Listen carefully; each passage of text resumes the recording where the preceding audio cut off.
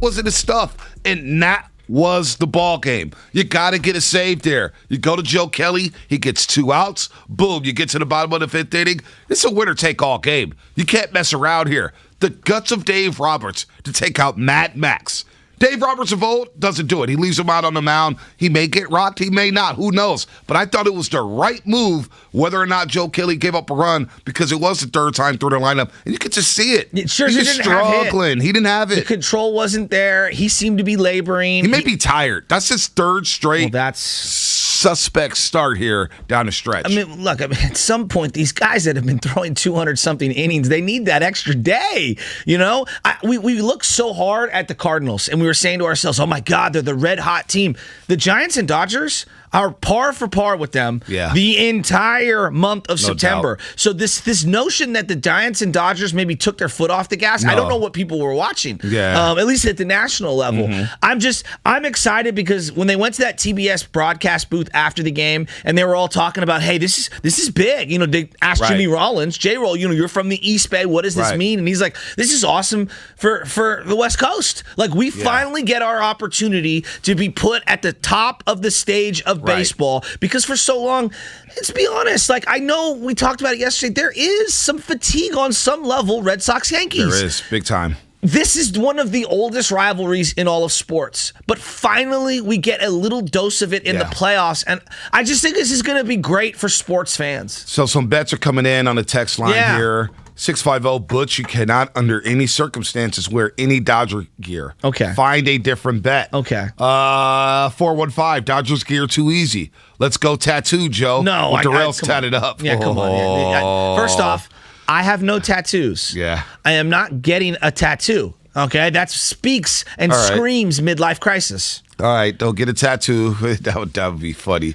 Wear Jeff Kitt Dodgers jersey around Fisherman's Wharf. See, that's getting creative. That's from the 408. I like that one. Let's write that one down, John Curley. Jeff Kent jersey, Dodger blue or white, whatever. Another good one from the 925. The loser wears an entire fit of the winner's team to the first L.A. Giants game next season and sits with the enemies. 9 innings in blue, orange, black. That's Rob in the 925. Got some good bets coming up. That one might be too hard for me to do. So, I don't think I could do that. Me wearing Dodger, that actually might be the bet. The more I think about it, like, Bonte, you know me. Let me ask you this. I look in the mirror before I leave the house with all the different jerseys. This morning, I was like, which one of my Giants jerseys is I'm wearing? By the way, what do you think of this one? Come on. I'm going to turn around for the people on YouTube. Sweet jersey. Lincecum. A sweet jersey. The gold one from that first year they won it all. Speaking of jerseys, saw a couple things behind the plate yesterday. Oh, Soto. What the hell is he doing? Well, before we get to Soto, there was a random dude to the left wearing a brown Padres jersey. Yes. And he was clapping for the Nationals. It was like, Padre fan. The guts to go to Dodger Stadium in a Padre uniform after your team's performance this season. You can't. Enough of people going to random games with different jerseys on. Like, there was a Dodger fan at the last Giants game I was at Friday night, Giants-Padres. There was a random Dodger fan in the bleachers just, like, clapping. Dude, if your team's not playing on the field, don't wear the jersey of your team. Go neutral. That's silly. And then Juan Soto with the batting coach, Kevin Cash, of the Nationals. He was wearing a Scherzer jersey. Juan Soto was wearing a Trey Turner jersey. Kind of liked it. Why? I respect it because he's a young, excitable kid. Trey Turner and Juan Soto won the World Series together. Okay. They were boys, youngsters, and he's there at Dodger Stadium. It's like, look, man, we battled for the batting average title. We were texting all throughout the season. I wasn't mad at that. I wasn't as mad as that. It's one thing if that's your homie. It's another thing to be celebrating like you're on the team. I just thought it was weird. He celebrated for his homie. He was over the top. He was celebrating. He was celebrating for his homie. Come on, man. He was celebrating for him. He's a youngster, man. What is he? What is Juan Soto? 21 years old? 21, 22. Yeah, I'm not mad at that. No, it's not being mad at it. I just thought it was a weird look. It's just very odd. I mean, could you imagine, Trey Lance showing up to a Zach Wilson game and just being like super enthusiastic for him? It's just it was just something I had never seen. Well, they weren't former teammates. You know what I'm saying? You have to get somebody for BYU. Okay. You know, if it'd be you just won the World Series once, so don't act like you've been there. Yeah, I mean, he's happy for his boy. He's in L.A. having a good time. Who knows if he was sauced up? More bets here. 415. Who knows if he was sauced up? Who knows? 415. Let's spice things up and shave the head for the loser. I might not grow back, and he's got already a tight cut already. He's got great waves, too. Yeah, he can't go bald on TV, man. We can't do that to Darrell. I'm not deforming my body. Okay, no tattoos, no piercings, none of that kind of stuff. It's got to be, humiliation is not deforming myself, all right? I'm already doing that on my own. Yeah, Mikey Dubs says 707, you got to shave just one eyebrow. That's a weak bet. I don't like that, Mikey Dubs. It's a weak bet. Shave the eyebrow. That's weaker than last week. Saying? Yeah, that's weaker than last week's rankings on King of the Hill, Mikey Dubs. Come on. Let's go to Armando real quick in Fairfield. Armando set the party off. I love that he's calling it 6:23 in the morning. BLA. Mondo, you got what you wanted, Mondo. Good morning, boys. Yeah, man. You know what? I was exhausted last night. That was exhausting. And you know what? First things first, I just want to say before anything, all this series starts, I hope everybody is safe. Nobody goes on violence, hit each other. No, I'm with you. You know, it's just a baseball game, man. It's just a baseball game. No doubt. Other than that, man, you know, I have a couple of thoughts. What is Giant fan going to do when Gabe Kapler goes all analytics on you on the playoffs? Because you never had that. Bruce Bochy never did analytics. Well, they're all guts. So what's going to happen What's going to happen? Well, so it's an interesting question. Let me jump in. It's an interesting question, but if you've been paying attention to the Giants throughout the year, I actually think Kapler's done a really good job with the discernment of when to use the analytics and when to use a little bit of the gut. I think throughout the year, he's learned how to balance the two. It will be definitely something that we're going to monitor and we're going to pick apart. A great example is Saturday with Kevin Gausman. Kevin Gausman comes out of the game with 84 pitches. Yeah. The thought process, what I heard now in retrospect, because I heard from multiple people, they said that his wrist, something was going on with his wrist. That was the first time I heard something. I didn't hear from it Saturday night. No. And in the moment, I thought, man, everyone did. You're going to take out Gausman. He's rolling right now. His thing was like, hey, it's the third and fourth time through the lineup. Like, I get it. Like, I this is what we're going to do. We've done this all year. And again, with the gut and the intuition, he talked to his guy. If you remember watching that game, he sat down next to Kevin Gausman in the dugout, and he was talking with him for quite some time. He didn't just make that move without talking to his dude. Right. I think 2 years ago, when he was with the Phillies and in his first year of the Giants, I don't think he has that conversation. I don't think he's built up that equity, but he had that convo. And so that's old school managing to me. Talk to your dude. No, that is old school managing there. Hey, 888-957-9570. Giants fans, buckle up. How you feeling this morning? Did you get what you wanted? Giants, Dodgers. First time in their franchise's history, they're going to meet in a postseason series. Starts Friday, 6:37, Oracle Park. Walker Buehler versus Logan Webb.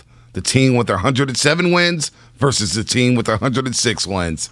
It is going down. There's a buzz in the air. We're going to talk to Hunter Pence at 9 a.m. Darrell before that at 8 a.m. Darrell Wright. And then a big station announcement at 9:15. Buckle up, folks. Going to be a fun show here on 95.7 The Game on the Morning Roast. It's Joe Shasky, the Butcher, and Bonte Hill. When you get Xfinity Internet, Flex is included free, and finding what to watch on TV is now as easy as popcorn. This is a way better way to watch. Go to Xfinity.com, call 1-800-XFINITY, or visit a store today to get a great offer on Internet and add Flex for free. Restrictions apply. Nobody gave them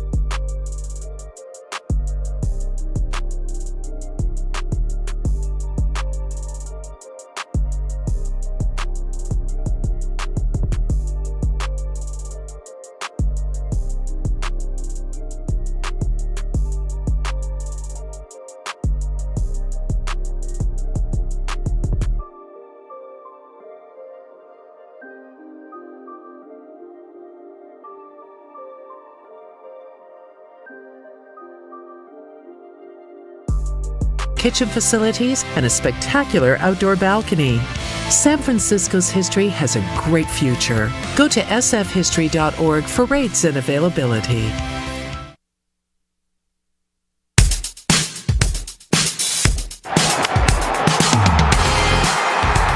And this one is caught by Tauchman. He robbed him. Albert Pujols came that close, and he may just be finding out right now that was not a home run. Now, back to the Morning Roast, presented by Timeless Coffee with Bonte and Shasky. Langford, was that May 28th? Is that the Tauchman play? May 28th, down at Dodger Stadium. Dodgers at that point had led the season series 4-0. 4-0.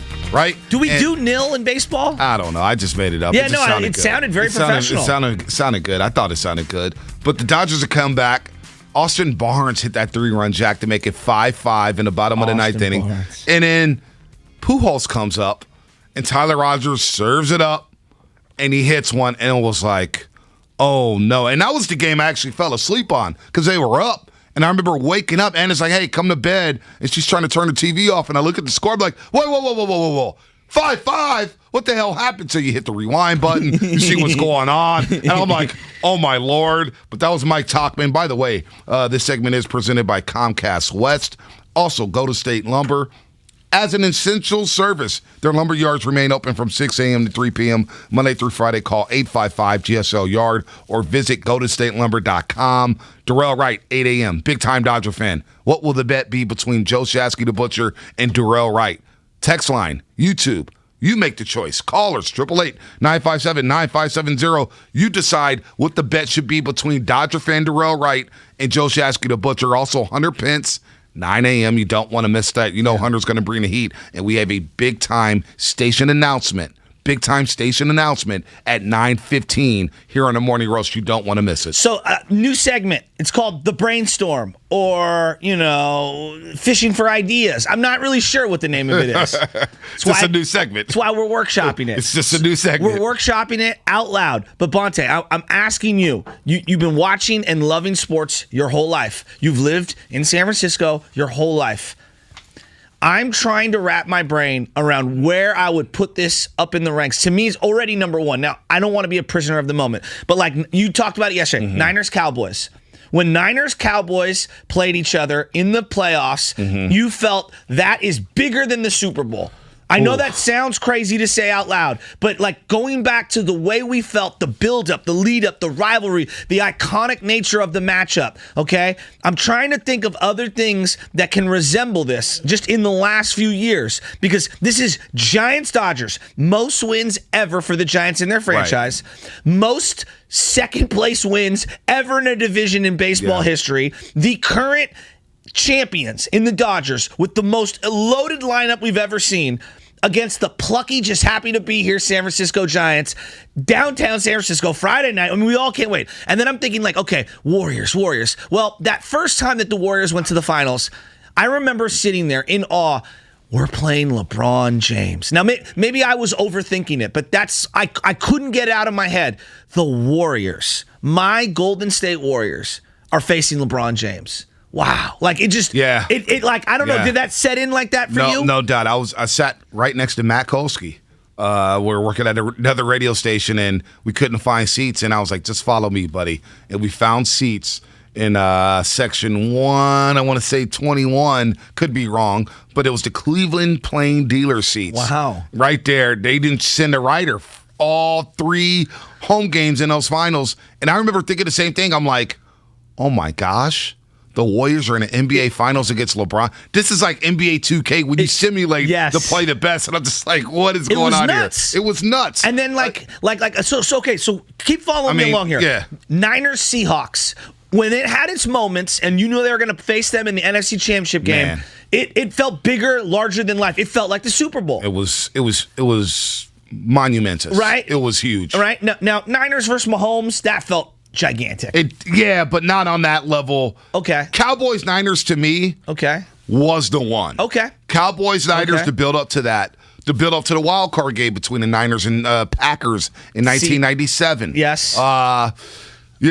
Niners Seahawks 2014 NFC Championship. How about the build up to the NFC divisional round game against the Saints? Because you hadn't been in the playoffs for a long time. You know what? I'm thinking about like how I felt going into that stadium. I remember how I felt. I was literally goosebumping it. Yeah, so I know you were at that game. I wasn't able to go to that game. I was a little broke boy. It's one of the greatest games I've ever been to. I had a Toyota Camry at the time.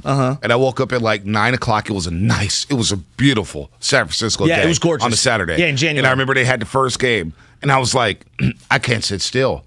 I got in my Camry, and I literally drove around the city to kill time. Was the city dead? The city was like, you could just feel the buzz. And I remember I had this long, drawn-out Facebook post like, it feels like the 90s. Yeah. The Niners are back in the playoffs, and I don't know what to do with myself. And I'm just driving around. in the T.O. jersey, and I started drinking Urker Jerk. Started drinking Urker Jerk on ice at 12. I'm telling you how broke I was. The E&J? That used to be my laundry special right there on Golden Gate and Arguello. Shout out my boy Seamus.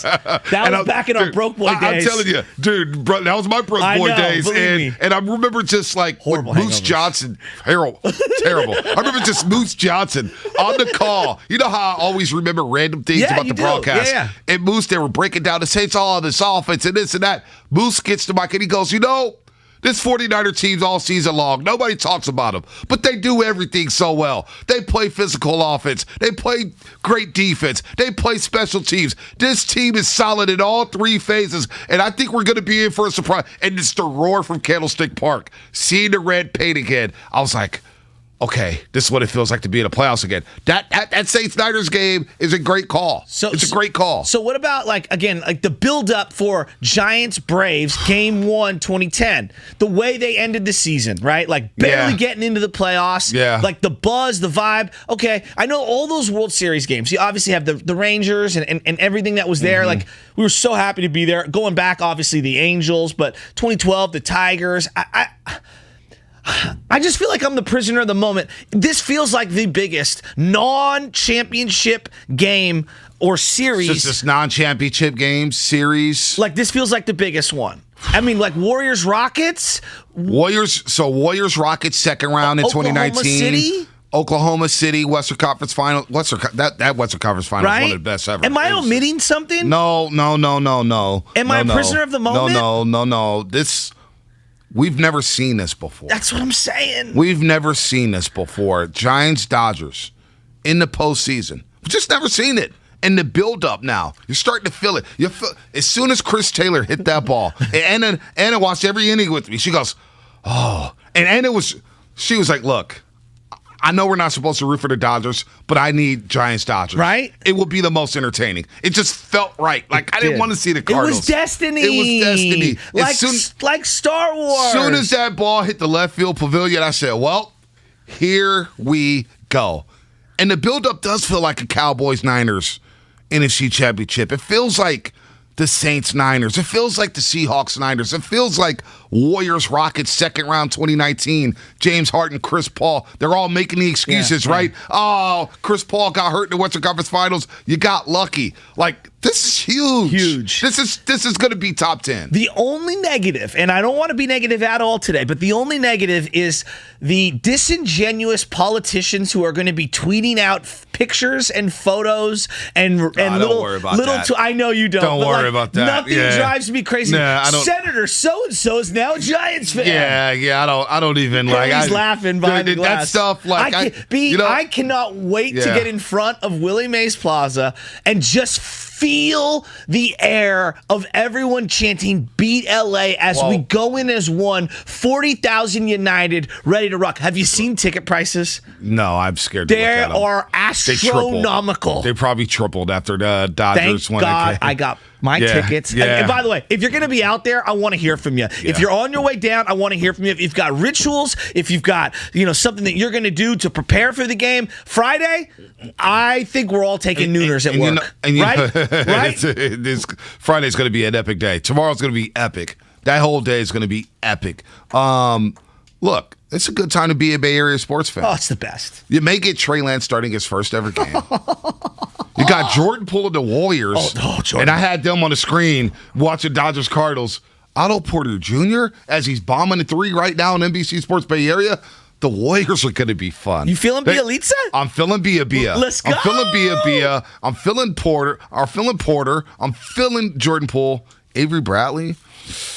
I don't know about him. Could he hit water if he fell out of a boat in the middle of the ocean? I don't know about him, but we'll see about that. Draymond looks good. Draymond Green looks good. I'm very optimistic about the Warriors. I really like what I see from the Warriors, and then we have Giants-Dodgers. It's the greatest. This is great. Oh, by the way, it's Fleet Week, too. Oh, yeah. That's like the footnote in the whole weekend. There was a bunch of softball games the last couple of nights because I was out on the softball diamond last night at Jackson Park at 6:30, and the Army, the Marines, the Coast Guard, the police, the fire department, they were all playing in all these big tournaments. So it was pretty cool to see all the photos that were floating around the internet. So shout out everybody who played in the Fleet Week tournament that was going on. I heard from a little birdie that Olympic Club won it all. Oh, really? So, yeah, they brought out their ringers. Yeah, of course they did. Don't forget to download the Odyssey app and favorite 95.7 The Game to get breaking news updates as well as links to the top interviews. Jimmy Ward was on DRK yesterday. What did Jimmy Ward have to say? Well, go check out the Odyssey app and subscribe. Subscribe. All you got to do is subscribe, and all the news, whether it's Niners, Giants, Warriors, it just hits your phone when it gets uploaded. Next segment, you're going to go through it with me on my phone because I tried to do it yesterday, and I said, you know what? I'm going to wait until we do it live so that people in the audience can do the same thing I'm going to do. Yep, let's do it. Don't forget, that's one of the best moments on a game. Jimmy Ward on DRK yesterday. Download the Odyssey app and favorite that bad boy. Powered by DuckDuckGo. Privacy simplified. Richie will get you on the other side. What should the bet be between Joe Shasky the Butcher and Darrell Wright? We need your help, text line. Need your help, YouTube. Need your help, Twitch. Brought to you by Xfinity as well as the callers. And don't forget, Hunter Pence will join us.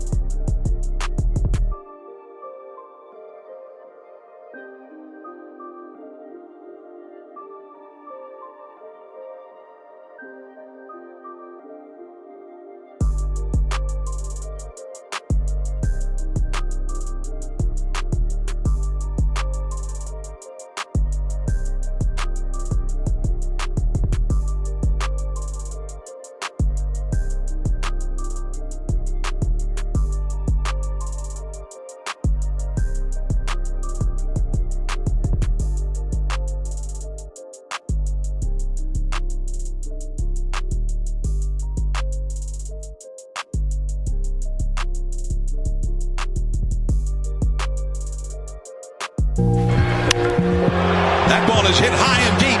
Left field. It's on its way. Adios, Pelota!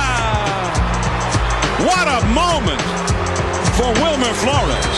And what a way to get his first ever hit against Kenley Jansen. He was 0 for his career against Kenley. And then, wow, 3-2 Giants. Now, back to the Morning Roast, presented by Timeless Coffee with Bonte and Shasky. John Miller on a call for NBC Sports Bay Area.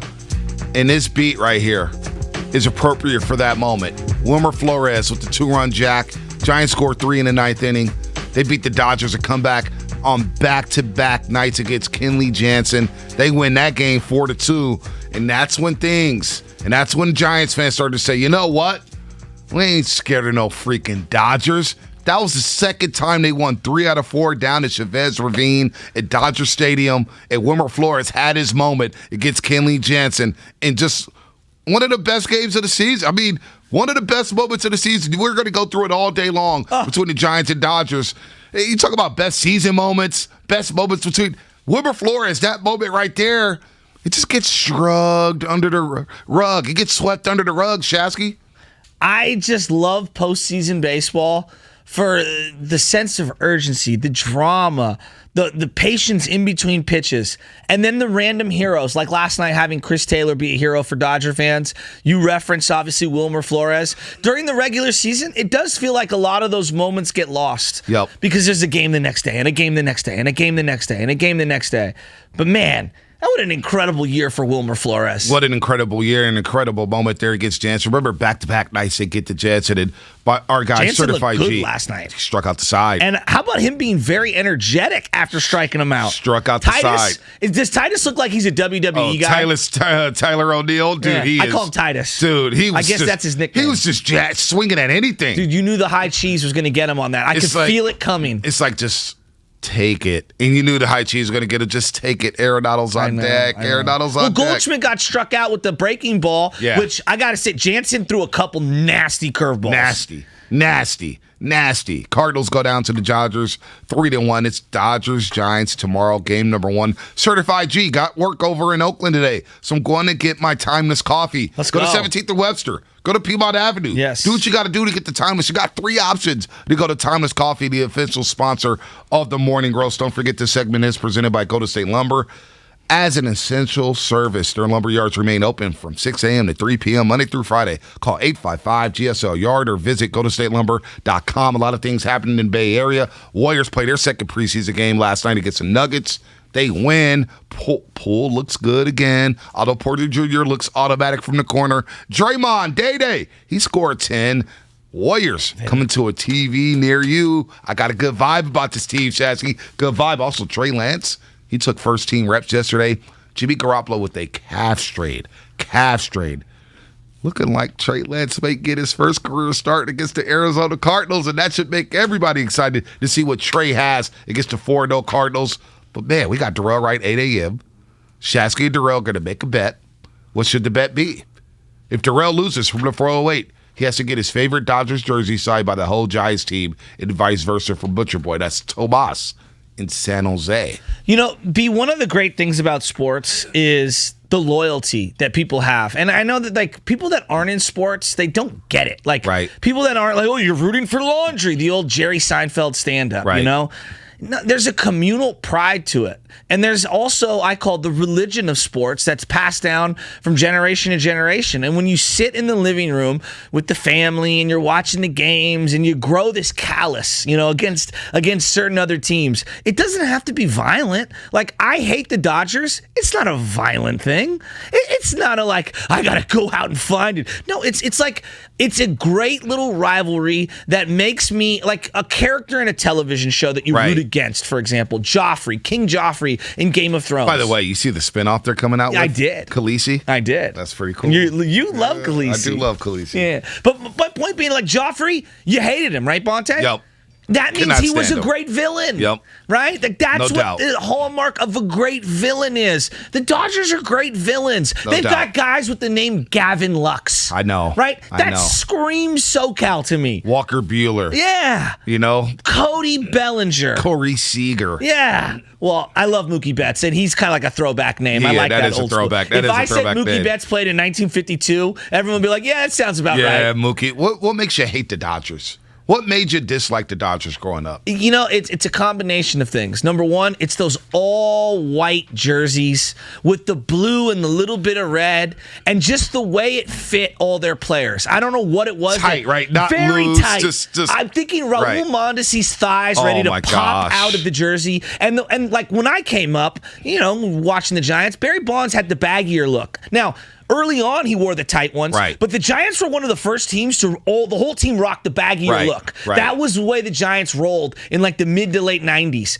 Whereas the Dodgers all had that tight white one on. Mm-hmm. And the other thing is they always had the spectacles. Gagne, now Joe Kelly has it. Right. Todd Hollinsworth used to wear the spectacles every now and then. There were certain guys they got that the would wear Mohawks too. Oh, they yeah, got well, they all always the had the Mohawks. hair, the lettuce flowing out of the hat. Yeah, Mike Piazza, Yeah. Eric Karros. Could not stand it. The beach ball rolling Yep. around in Chavez Ravine. By the way, Chavez Redeem was the name of the article this morning that Yahoo printed out. That's a great headline. That is a great headline. Chavez And Redeem. Dodger fans were a little nervous yesterday. It was a quiet stadium. It was a quiet stadium. Relative to what we saw from Fenway. And I'm telling you now, Oracle is going to be so off the hook. Oh, dude, it's going to be out of My control. phone blew up immediately after the Dodgers won, and it was like, I'll be there on Friday. I'll be there Saturday. I'll be there Friday. I'll be there Saturday. I'll be there Friday. Right. It's going to be nuts. It's going to be nuts. It's going to be nuts. I've got to get in the building. I will be in the building Friday. Anna said, we got to get to that game. Grandparents are babysitting baby Chaz. We got to be in that game. So, you know, like your boy, once I hit a certain age, public transit, you know, I like to drive myself places because I like to get in my car and go. Right. It's a public transit entering and exiting game for me. To me, I am hopping on the N Judah, going all the way down. I don't know where I'm going to park, but I am taking the streetcar in true Frisco fashion, and I am going to be rolling with the entire Giants brigade, the lunatic fringe, heading into that building. So this is what I can't do. wait. This is what I do. I'm gonna be like this. I park. You know I what actually- I'm talking about? yeah, when you're yeah. hanging on in the streetcar, Yeah. and you know you're getting Look, COVID on your hands because it's the most disgusting bus of all time. I I'm respect making you. this move as I'm trying to hang on for dear life. I respect you. I've gone I'm that doing route it. many times. I'm doing it. The Batmobile's coming downtown. So you paying like 100, 140 No, for parking? That's no. I'm not going to tell my secret. Oh. But I ended up paying like $15 for parking. Oh. I got a little. Tell me off air. Yeah. I got a little secret, but I like to walk down Third. I like to walk down 6 blocks when everybody's walking. Oh yeah, down. that's the feel. That's the feel for me. So, you know, to me, when you walk down like those kind of Right. blocks, when you walk down Embarcadero, I call that the brown bag walk because you got to have a tall can in the brown bag, baby. You gotta have something in the brown bag. You gotta get a little. John Curley is Whoa. literally giving me a golf clap right now John through Curley. the glass. John, John hop Curley. on. John, are you and your homies going down there and rocking it big? Come on, be real with me. Be walking around there Friday, Joe. Hopefully going to the game on Saturday. Cannot wait. Big baller Curly. Big baller. Let's go to Richie in Livermore. Richie, what's happening? You're on the morning roast. You're on Hey, what up, 95.7 guys? game. What up, guys? How you guys doing today? Good. I am never been more excited for a playoff game in maybe my entire life. I found your bet. I got your bet right here. I'm what gonna is bite off of Seinfeld. Uh-huh. You're gonna do the George Costanza risque photo wearing the other team's underwear. Wow. That's not Wow. bad because Wow. I would feel so insecure. Dude. That's actually not Richie. that bad. Richie, why would you put that visual in my head? I don't want to see it. I don't want to see it. What was the San Francisco radio show that had Art Agnes? And right before Art Agnes went for, or maybe it was Frank Jordan, one of the mayors posed. They were all like supposed to be naked Right. in the cover of the newspaper, and it was a local morning radio show. Someone hit us up on the text line. This is like early 90s. I know what you're talking it about. ended up sabotaging It was like four the guys, mayoral right? race. It was like Yes. four guys and in they a were picture. all in Yep. the shower / Yep. bathtub. Yep. And it was a very risque photo. photo at the time, even though I don't believe any of them was actually naked. It was just the impression of being naked. Was it Frank and Mike? I forget who it was. Somebody get in on the text line. I remember that photo. I'm going early 90s politicians here. Real quick, 41650. What up, family? Santana from the 650. Let's go. What's going on with the Niners not pursuing Stephon Gilmore? Aren't we in need of desperate help at the position? Maybe the Niners just says, you know what, Gilmore's been hurt. Maybe we can't go down that road of another veteran corner. And also, Gilmore wants to get paid. Niners don't have money. Carolina do have cap space, and they're probably going to break off Stephon Gilmore. Plus, he's close to home. He's from Rock Hill, South Carolina, so he's close to home there. So the Niners, although it looked tantalizing to go get Stephon Gilmore, it was really a long shot, Santana. Well, and just a quick thought that you can react to if you'd like, or if not. I do get the sense that I see a lot of NBA feel to how the NFL is operating right now. Jalen Smith, Richard Sherman. Jalen Smith going to the Packers, Sherman to the Bucks. Doesn't it feel like these guys that are either free agents or they get cut, they're ring chasing now? They are. And they were doing it before. We saw this in the 90s with the Niners and Cowboys. Niners will have a lot of guys. Didn't it feel like for a while, like Belichick and the Patriots, they would take somebody, but they didn't have these immediate ring chasers the way I feel like it's going down now. Tampa Bay, doesn't it feel like, oh, you want to win a ring? Come down to Tampa Bay. To Tampa, right? No doubt. And now I feel like the Green Bay Packers, Jalen Smith, they were in on Stephon Gilmore. It feels like they're also one of these kind of like NBA buyout locations in the NFL. Does that make any sense? Yeah. No doubt. People, and look, it's been happening in the league for a long time. It has. Long time. And it happens in baseball, too. Players ring chase when they get to a certain age. They're like, dude, I got to play for postseason stakes. Chase Utley went to the Dodgers to ring chase. Right. Here we go. Oh, my guy, Bill the Beast, coming through in the clutch. Why is this SF mayor naked? It's a SF trivia quiz here on SF Gate. Is it Frank Jordan or is it Frank Jordan? Frank Jordan in 95. Yeah, there you go. And he's in the shower with 2 microphones in an interview with 2 SoCal DJs. There we go. Wow. See? Great knowledge. I knew there was something. Shout out to Bill the Beast out there in the roadways. Yeah. Good call out there. Very cool. More bets. Gutter Shout trash. out Team Hennessy. Yeah, Team Hennessy. I need some Team Hennessy. Shout out Team Hennessy. I was drinking Urker drink back in 2012. Now I'm part of Team Hennessy. I've come a long way, baby. Come a long way. You're listening to 95.7 The Game, KGMZ FM in HD1, San Francisco and Odyssey Station. The Morning Roast presented by Timeless Coffee. Shout out to Timeless. We're going to need it all throughout the next 10 days. However long this series lasts, we need Timeless Coffee. There's going to be some late nights. These games are going to last a long time. It's going to be rough for us in the mornings. But Giants-Dodgers game 1, tomorrow night, 6:37 first pitch. What bet should we make for Shasky and Darrell? Darrell's going to join us in an hour here on The Roast. Darrell Wright, of course, my co-host on NBC Sports Bay Area for Warriors Pre and Post, former Golden State Warrior. He's a diehard Dodger fan. They got to double down. Gutter trash and PDX. Shasky, if you win, Darrell Wright has to pay green fees at Pebble Beach for you two. That's steep. And if you lose, you have to wear Dodger gear a week of his choice. All week long. Wow. See, I like the Dodger gear at the game because that is true punishment. Like going to a Giants-Dodger game and I'm wearing Dodger gear, doesn't that feel like a good punishment? I think that to me is the leader in that clubhouse. Pebble Beach, I've never played. To ask someone to pay for me to go to Pebble Beach, that to me seems a little steep. How much is Pebble? It can be pricey, but I know you're friends with Teresa Vinal. I believe her husband has some hookups over there, so maybe you can hit her up. She does the Sunday Fun Days with our buddy Anthony Garcia and Carmen Q and Cole Kuiper. Maybe they can hook your boy up, get me on the hay. Sure, Darrell. Dreams come true. Yeah, make a dream come true. And I heard they make dreams come true. Bonte, I want to ask you a question here. Logan Webb, a 24-year-old, is going to be starting in Game 1. Kevin Gausman in Game 2. Not sure if you saw some of the conversation that Gabe Kapler was having with the media, but he says, hey, Gausman needs another extra day of rest. We were thinking about pitching Gausman in Game 1. I like Webb Game 1, Gausman Game 2. What do you think? I love it. Now, Game 3 will obviously be down at Dodger Stadium. So that's the tough question. Anthony DeSclafani. Now, honestly, I would rather see DeSclafani pitch against the Dodgers at home at Oracle Park.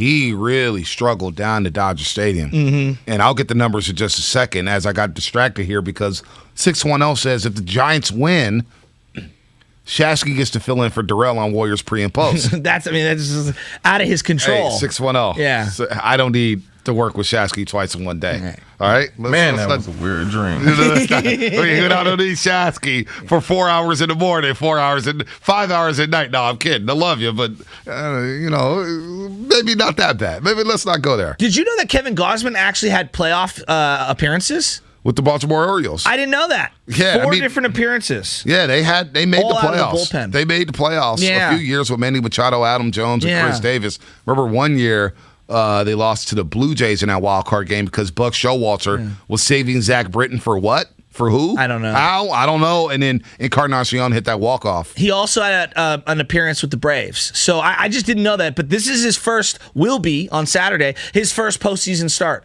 And he sounded like he was more excited for Logan Webb than Logan Webb was for himself because Gausman knows how good the young man Logan Webb can be. And then I saw something that I got to read this off to you guys. I think we've talked so much about the power hitters that the Giants have had over the years. Whether it's Mel Ott or Mays and McCovey and obviously Will Clark and Barry Bonds.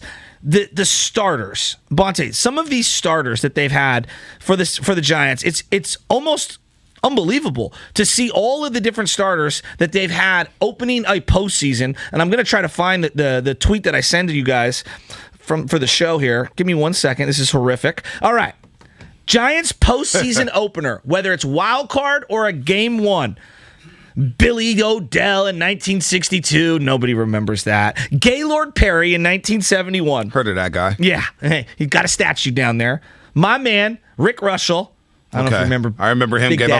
Big Daddy gave up the All-Star home run to Bo Jackson. Gave up back-to-back down in Anaheim. Vastly underrated stud, though. All right. Big Daddy, who was the other home run he gave it up to? It was Bo Jackson. And I think somebody else went yard, but Bo Jackson hit him deep. At Oakland, I believe. No, down in Anaheim. Oh, was it Anaheim? There you go. I knew California. I knew for sure. Yep. All right, 89, game one, Scott Garrelts. Okay. 97, Kirk Reeder. 2000, Levon Hernandez. Levon. Levon at one point was 14-1 in the postseason. I know. He was a stud. Shout out to Eric Gregg, though, in 1997 when the Marlins beat the Braves. How many pitches off the plate? Eric Gregg was off his rocker that game. Yeah. I mean, I saw one time Chipper Jones slid his bat so hard. Like, what are you looking at, dude? Yeah. That was bad. All right. So then 2002, Russ Ortiz. We forgot how great Russ Ortiz was. Russ Ortiz he very had good a lot of great moments in a Giants uniform. All right. 2003, the ace, Jason Schmidt. I mean, he was incredible. Incredible. Another guy who used the splitter, Kevin Gausman. 2010. Timmy Lincecum, the game that we all remember, the 14 strikeouts, just incredible. 2012, Matt Cain. Remember, Lincecum kind of fell out of favor. Matt Cain, he was the ace that year. That was his individually best overall season. Matt Cain ended up starting an all-star game. People forget. Yeah, he was absolutely outstanding. 2014, who do you think the opener was in the first playoff game, which was a wild card? The Pittsburgh game. It was Madison Bumgarner. Look at you. 2016. Madison Bumgarner gets the Mets. And now Logan Webb. It's an incredible list of great pitchers, if we're being honest with ourselves. I mean, just Gaylord Perry, Rick Russell, Scott Garrelts, Kirk Reeder, Hernandez, Russ Ortiz, Jason Schmidt, Lincecum, Cain, Bumgarner, and now Logan Webb. It's a great group of company for Logan Webb to find himself at 24 years old. Yeah, and he's dealt this year against the Dodgers. 3 starts, 2.25 ERA. Dodgers hitting 127 against Logan Webb. 16 innings pitched, 17 Ks, 1-0, 2 no-nos. But the Giants won every single start Logan Webb had against the Dodgers. But on the other side, it's Walker Buehler. And he's a superstar. 6 games started against the Giants, 3-1 with a 2.19 ERA. Giants hitting 209 against Walker Buehler. And, it's the tale of 2 different young players. Walker Buehler, seasoned playoff performer, right? How many big-time... This guy was pitching World Series games at 21 years old. Stud, I look at Logan Webb. He's 24 years old, and he's a stud, but he has no... This is the biggest game of his career. The biggest game of his career was Sunday, and now the biggest game of his career is this Friday night. It's an incredible juxtaposition between the 2 organizations. I really think we're sleeping on the championship pedigree of the Craws and the Posies. Well, yeah, people forget because it's been so long. Crawford, Belt, Posey, and now obviously Belt's not going to be around. But also Chris Bryant. Yes. Chris Bryant has played in the playoffs. Evan Longoria. People forget that the Rays had a lot of good baseball teams, and they actually made a World Series. They advanced to a World Series, and they played in a lot of playoff games. So the Giants are not that wet behind the ears. Alex Wood was a Dodger. Yeah. Alex Wood was a Dodger. Jake McGee was a Dodger. Is Alex Wood unpitchable in this series for your money? You may have to go to him in game 3 for 3 innings. So to me, he feels like the guy that I think that they could use in a variety of roles, whether it's a starting for 3 innings, or let's say you start someone else and then you bring him in. You start DeSclafani game 3 and things go awry, right? Yes. I mean, this guy at Dodger Stadium this year, Anthony DeSclafani, 4.60 ERA in 15 innings pitched, gave up 16 hits and 8 runs, gave up 5 home runs, and he walked 7 guys. Dodgers batted 262 against DeSclafani this year at Dodger Stadium. That game, to me, game 3, all hands on deck. Alex Wood, Johnny Cueto, DeSclafani, got to have him on a short hook. The minute he gets in trouble, say the 3rd or 4th inning, you got to do what Dave Roberts did last night. You pull him. Yeah. You pull him. Yeah. Dave Roberts deserves a lot of credit for pulling Max Scherzer when he did last night. Hasn't Kapler earned the benefit of the doubt in terms of having a quick trigger, though? Absolutely. Right? Like, when I think of Kapler, I don't think of someone who leaves a guy out there too long. That, to me, is Dusty. And I love Dusty, but right? You know? Yeah, no, that's old school Dusty, too. I don't know if Dusty does that anymore. No, not anymore. No. But, like, when you think of, like, what they did back in the day, not just with the Giants, obviously with the Cubs and stuff, like, Dusty, go yank a dude. Go get a guy out of there. And then he went and overcorrected when he was the Washington, or I guess that was Matt Williams. This is a great question here from the 415. Is Tyler Rogers unpitchable in this series? If there's one pitcher who scares you for the Giants, I give you one starter, one reliever. Who are those players? If it's one starter, one reliever, who scares you? Littell scares me. And I like Littell. I don't like the matchup with the Dodgers. I was going to say Jake McGee. He throws way too much over the middle. Jake McGee's another one. I think that you can be, because of the emergence of Doval as such a potent weapon, I think you could pick and choose your spots with both McGee and Rogers. I think it puts both those guys in a better situation. If you know you got Camilo Doval in the chamber, you know, I can use the buck knife that is Tyler Rogers and Jake McGee. The kill shot's going to be coming from Camilo. Big series for Tyler Rogers. Oh, man. Any concerns about Doval being so young? You know what? I don't. Me neither. I don't because he doesn't even know better. He doesn't know better. He's going to pitch his stuff. Dodgers haven't seen him too in September. They haven't seen him. Well, the kid that gave up the home run last night was blowing a hundo. Right. Yeah. I mean, Alex Reyes. I think Doval's better than him, though. Yeah, I do, too. The guy who impressed me was Garcia. I like Garcia. Man, he had that 98-mile-an-hour splitter. It's like, man, this guy is funky. The flame throwing in the just for all the teams around the bigs, it's so impressive. Yeah. Every single guy is coming in throwing 98, 99, and then you get someone like Tyler Rogers throwing you a 73-mile-an-hour up-and-in changeup, the rise ball. 888-957-9570. Giants fans. Oh, I'm so pumped. How are you feeling? Is this the matchup you wanted? Is anybody scared? Like Bone Crusher. Yeah. I ain't never scared. But is somebody out there just a little worried? There's a lot of Giants fans out there Lucas, the producer for DRK, says to me last night, this is the worst matchup. I'm like, no, this is the best matchup. And he goes, no. This is the worst matchup. This is probably the worst matchup. It is the worst matchup. But you know what? We're all being selfish. We're being selfish. We want to be entertained, baby. We're in the entertainment business. This is about rivalries. Yes. This is what sports is all about. How cool was it to see? I've waited my whole life for this. I mean, how cool was it to see Niners Seahawks in the playoffs? Niners Cowboys in the playoffs. Warriors Rockets in the playoffs. Warriors OKC in the playoffs. Warriors LeBron James in the NBA Finals. How cool was that? Thank you. Don't forget to download the Odyssey app and go to the homepage and look for the exclusive stations tab. There's something for everyone. Alternative, classic, hip-hop, the list goes on and on and on. The new Odyssey exclusive station on the Odyssey app brought to you in part by Macy's, Geico, and Coke Zero Sugar. What's coming up on the game brought to you by Mimecast. Safeguard your organization against phishing, business email compromise, and risk of ransomware. Visit Mimecast.com. That's MIMECAST.com. Darrell Wright, 8 a.m. What should the bet be between Shasky and Darrell Wright be? Darrell Wright, a diehard Dodger fan. Diehard Dodger fan.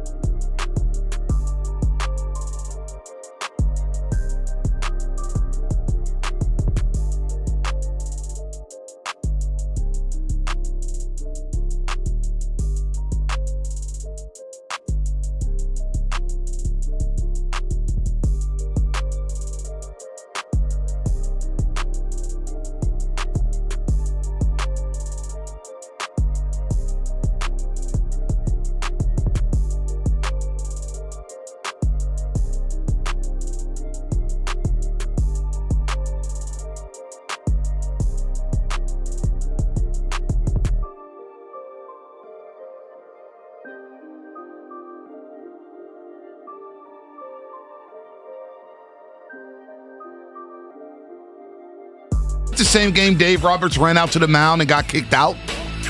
He ran out to the mound, threw his hat, got kicked out of there. We saw that lovely hat tan from Dave Roberts. Oh, that's right, the hat tan. By the way, he says Dave Roberts, after the game, said he lost a bet to Bruce Bochy.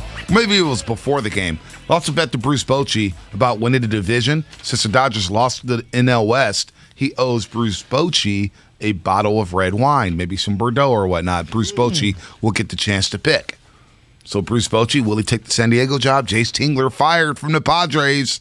Fired from San Diego. Is Bordeaux a combination of multiple blends, or is it its own blend? I know it's red, but I'm not sure about all the specifics. Okay. I'm not the biggest wine expert. Nor am I. I just drink it. I have for the announcement at like 9:20. I got a nice bottle of Pinot Noir here. Oh, look at you. Yeah. Charles Woodson's Intercept Wines. I don't know if you know about it. It's absolutely fantastic. We're doing a lot of stuff with them on the Elevation Tailgate. Check that out, 95.7 The Game. All right. Huge station announcement coming at 9:15. Hunter Pence, 9 a.m. Darrell Wright in 40 minutes. What should the bet be between Joe Shasky the Butcher and Darrell Wright? Darrell Wright's a diehard Dodger fan, of course, former Warrior from South Central. Loves his Dodgers. Darrell was also a great baseball player. Dude could have went pro. We might need a strikeouts, me versus him. That would be fun. Oh, he'd I don't know about that. He'd hit your pitch 600 feet. I don't know about that. You see him swing? Yeah, he's a big guy. That means big strike zone. Dude, no. Big hole up and in. He was like Darryl Strawberry, dog. Darryl Strawberry. He was the right-handed Darryl Strawberry. Should I get him at 7 a.m. then? That's the time to get him? I don't know. He's up now. Oh, no. Don't forget to download the Odyssey app and favorite 95.7 The Game to get breaking news updates as well as links to the top interviews. Jimmy Ward was on DRK yesterday in the best moments on the game, powered by DuckDuckGo. Privacy simplified. 888-957-9570. Where Dodger fans at? Dodger fans, where you at? Are you feeling nervous about these Giants? Giants win 107 games. Dodgers win 106. First time they're meeting in the postseason. Chris Taylor hits the walk-off yesterday against the Cardinals, and as soon as it was over, it was like, yes, it feels right. It feels right. First time these two iconic West Coast franchises, especially since they moved from New York City.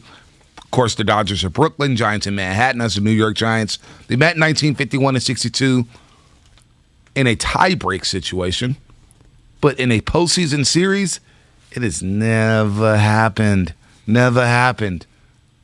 What's going to give? Dodger fans, Giants fans, how you feeling this morning? 888-957-9570. B, I just keep going back to the feeling that I think every diehard sports fan has when it's your rival, and you finally get an opportunity, and it's just you and them, and you could knock out. And let's be honest, whoever loses is the team that was probably the most difficult matchup for the other in terms of stopping them from getting to the World Series. You are looking at one of the most historic pennant races of all time. Giants winning 107, most in their franchise history. The Dodgers finish with the second most wins in the division, but the most ever for a second-place team in the history of baseball. Historic doesn't even begin to describe what we've seen. They are the current champs. They were destined to face each other. This is what had to happen. I'm here and I'm accepting it. But I do want to know if there's some Giants fans that are a little scared. I'm not scared. I think there's a big segment of Giants fans that think this is the worst matchup. You're going up against 3 Cy Young potential players in their starting rotation. You've got a couple guys who, Gosman and Webb, we all like, but they have no postseason experience. You're looking at a young closer, at least that's what we believe him to be. Doval, no postseason experience. Less than 10 career saves in his life. I'm looking at a lineup that was fantastic platooning all year. Can that work in the playoffs? Like, there are a lot of legitimate questions, but it's the Giants and it's the Dodgers. It's your rival. Sign me up. This is what we live for. This is what we wanted as sports fans. I'm so excited. How'd you feel? Like, I know I asked you earlier, what made you hate the Dodgers? I just kind of was born into the rivalry and just everything about that LA scene. The loud noises, the loud bass with their music. When they're hitting Let's Go Dodgers and they're playing the beat, it's like, dude, it's too loud. Fix your sound system. The players, the cockiness that comes from LA fans, that our stuff don't stink. It was all that stuff that made me hate it. Tommy Lasorda. Okay. You know, that made me public enemy number one. I couldn't stand Oral Hershiser. I thought it was, when he became a Giant, it was tough for me to root for him. It was tough for me to root for Oral Hershiser. What was your first Giants-Dodger game that you went to? Gosh, first Giants-Dodger game that I went to probably wasn't until 2000, to be honest with you. Okay. Didn't go to it. I don't think I've been to one Giants-Dodgers game at Candlestick Park. Really? Yeah. I don't think I went to one at Candlestick Park. So I saw the Braves a bunch of times, Yeah. Padres, Phillies, Expos, Montreal Expos. With division realignment, they've made it so you play your opponents more. So it used to be a little more rare. I vividly remember my dad used to take me out on Wednesdays because Wednesday was his day off. And that was a day game, right? Day game. And you used to be able to sit in the family pavilion. If you remember Candlestick where they had the pullouts for the 49er seats, well, in right field, they had the family pavilion. And we used to go to a lot of Padre games because those would be dirt cheap. No one would be out there. Been to a lot of Padre. And I remember the first ever Giants-Dodger game that I went to, I don't know, I must have been 7 or 8 years old, and watching Tommy Lasorda, and it was blistering cold. I mean, I'm talking like wind, paper bags everywhere, plastic, just stuff blowing all over. This is back Cyclone fence days. They didn't even have the foam pad in front of the Cyclone fence. Okay? And I remember Tommy Lasorda coming out in that satin blue Dodger coat. It just said Dodgers across the front of it. Satin blue. And he would come out from that bullpen in the right field corner, and he would take his cap off, and he would wave the cap like he's John Curley, celebrating like it's the 1940s. And I just remember he would lean into the chorus of curse words, the chorus of boos, the way he would come down. He'd blow kisses to people. And the 2,000 people that were out there would be going crazy screaming at Tommy Lasorda. And I just remember how much I hated him. And then I couldn't stand him. Tom Candiotti and Mike Scioscia, they were always so heavy set and like the tight white jerseys, but the grays on the road, they never looked like they fit them. Well, Tom Candiotti threw a no-hitter against the Giants.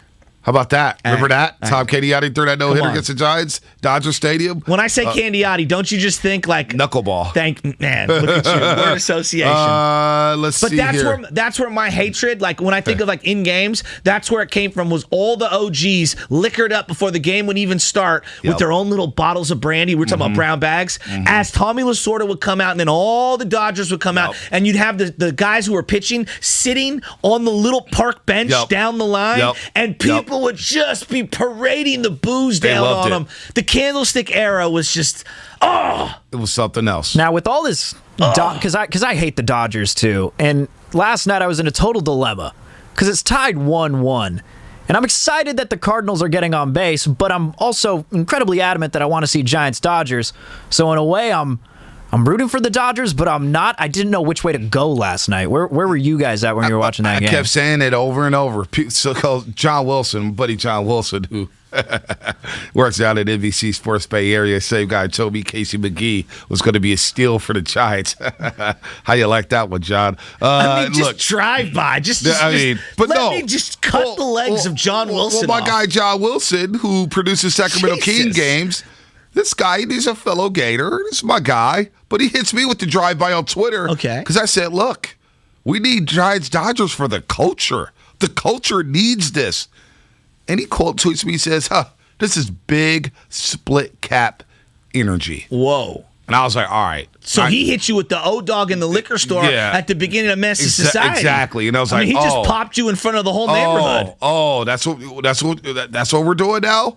Big split hat energy. And I had to tell him, look, dude, it's a win-win. It's a win-win. Dodgers win, we get Giants-Dodgers. Dodgers lose last night, we get these jokes off. And we get to mock them all off season. So to me, I'm watching that game. First of all, I wanted a good baseball game. Was the baseball game good? I thought it was great. It was a great pitching matchup. Wainwright was dealing. He was. Wainwright was dealing. He got out of trouble there in the third inning. Got Trey Turner to hit into that double play. And I said, okay, Wainwright, I see you. It was a great game. It was long. It was slow. But that's playoff baseball. Yeah, that's playoff baseball. So it was a win-win for me, Shasky. Those Cardinal uniforms, just for a moment, they're so glorious. I know. Aren't they? The bird on the bat, the way that the scripting is. The Dodgers uniforms, as much as I hate them, they're iconic. They are. I mean, they're absolutely iconic. They are. They show up, and I want to puke. You know what I liked on TBS when they showed the little montage right before the game of the history of the Cardinals, Dodgers in the playoffs? Incredible. They got a great playoffs history, too. Incredible. And see Mike Scioscia there at the plate when the Cardinals hit that big home. What year was it? It was just, they went through all the moments of Giants or Dodgers, Cardinals. I was like, oh, that's sweet. That's pretty cool with those uniforms. Speaking of the Cardinals, because I know we're all Dodgers today, it came across my timeline yesterday. We were talking about teams that are just very consistent and well run. We give the Patriots so much love, right? And with good reason. They were great for 20 years. The Cardinals have had one losing season in 20 years. I know. They're consistent. One losing season in 20 years. I'm not going to lie to you. They are one of the most well-run organizations in sports, and we never give them enough credit. I'm not going to lie to you. What? I was a little worried about the Cardinals. I thought they're going to break it open. I was like, that's the team I don't want to face. Yeah, well, Goldie and Arenado. Yeah, I just don't want to face them. I don't want to face them. And Titus, the WWE guy. Dude, he is ripped. He is ripped. His dad's a bodybuilder. That shortstop Sosa. Yeah. Dude, get a bigger glove. What is up with the glove? What is up with the glove, dude? Get a bigger glove. He was awful in the field. 888-957-9570. I want to ask you something about the front office here. The front office matchup between the Giants and Dodgers. Before we do that, let's go to Steven in Concord. Steven, good morning. How excited are you? Steven, what's happening? Steven going once, going twice, and he's gone. That was like the Miguel Cabrera. Didn't even get the bat off the shoulders. So shout out to Certified G. Yeah, no joke. Ryan Howard, right? On line one. 415, just got my Timeless by the best ice cream Fenton's on Piedmont Avenue. Yep, right there. Thank you for the recommendation. So the Butcher Boy discount at Timeless, it didn't work at Timeless. The Butcher Boy special. There are no discounts. You got to pay full price. Trying to make ends meet. Should have dropped Bonte Hill. Oh, come on. Should have dropped Bonte Hill. I hope that they tipped. You got to tip, man. You got to tip, but you should have dropped. Next time you go to Timeless, drop. Can someone do that, please? Can a listener please go to Timeless and drop Bonte Hill's name, and let's see if that actually works. We need to see that before 10 o'clock this morning. Well, somebody's going to lie and say they went to Timeless, and they're not going to prove it. They're going to say that, hey, it didn't work. Bonte, you're a nobody, my dude. That's what they're going to say. So that won't work. You got to have video evidence these days. Don't just send a text or a tweet, because I'm not believing it. What's great about this series coming up with the Dodgers, in the era where it feels like the players are so interchangeable, like if I were to bring up the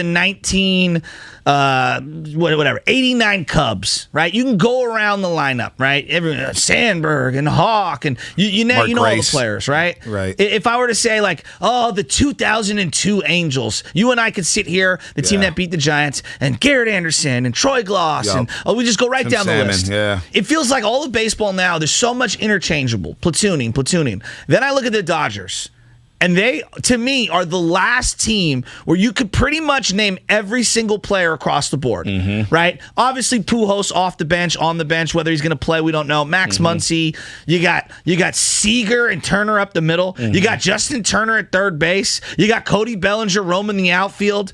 A.J. Pollock at times is playing. He's a baller. Sometimes he's not. He's a baller. You got Will Smith behind the dish. Like, they just got name recognition. And then you look at their rotation. Urias, Walker Buehler, Scherzer. Kershaw's not going to pitch, but everybody knows who he is. Kenley Jansen. We know Joe Kelly for all the years that he's been pitching in the league. And how much trash he's been talking. Yeah. Oh, he's a guy. God, I can't stand him in my veins. I can't stand him. I can't stand him. I cannot stand Joe Kelly. I cannot stand Joe Kelly. I really can't. It's a great call from 925. Cardinals are the Spurs of Major League Baseball. That's being Carmichael. That's a really good I respect analogy. that take. That's I a really respect good that analogy. take. They are actually, in a weird way, more bold than the Spurs because they're always wheeling and dealing and getting these, like, okay, Goldschmidt's available. Everyone's like, ooh, I'd like Goldschmidt. Right. Boom, they pull the trigger. Oh, Arenado's available. Everybody in baseball, I'd love to have Arenado. Boom, they pull the trigger. Right. And then they develop these random dudes like the Spurs. Right. They do a great job. I never even seen the dude, the bodybuilder, until this year. O'Neal. I call him Titus. I've never seen him once. Well, his as fantasy baseball, you play fantasy baseball, like, who's this O'Neal dude hitting jacks? Well, you hitting see him in between the two studs. Yep. 510. We don't need to prove anything, Ponte. Everybody already knows you're nobody, my dude. That's a great job. Steven DeCocker. Steven, what's happening? Hey, can you guys hear me now? Yeah. Gotcha. All right, Dodger fans of the Bay Area. All right.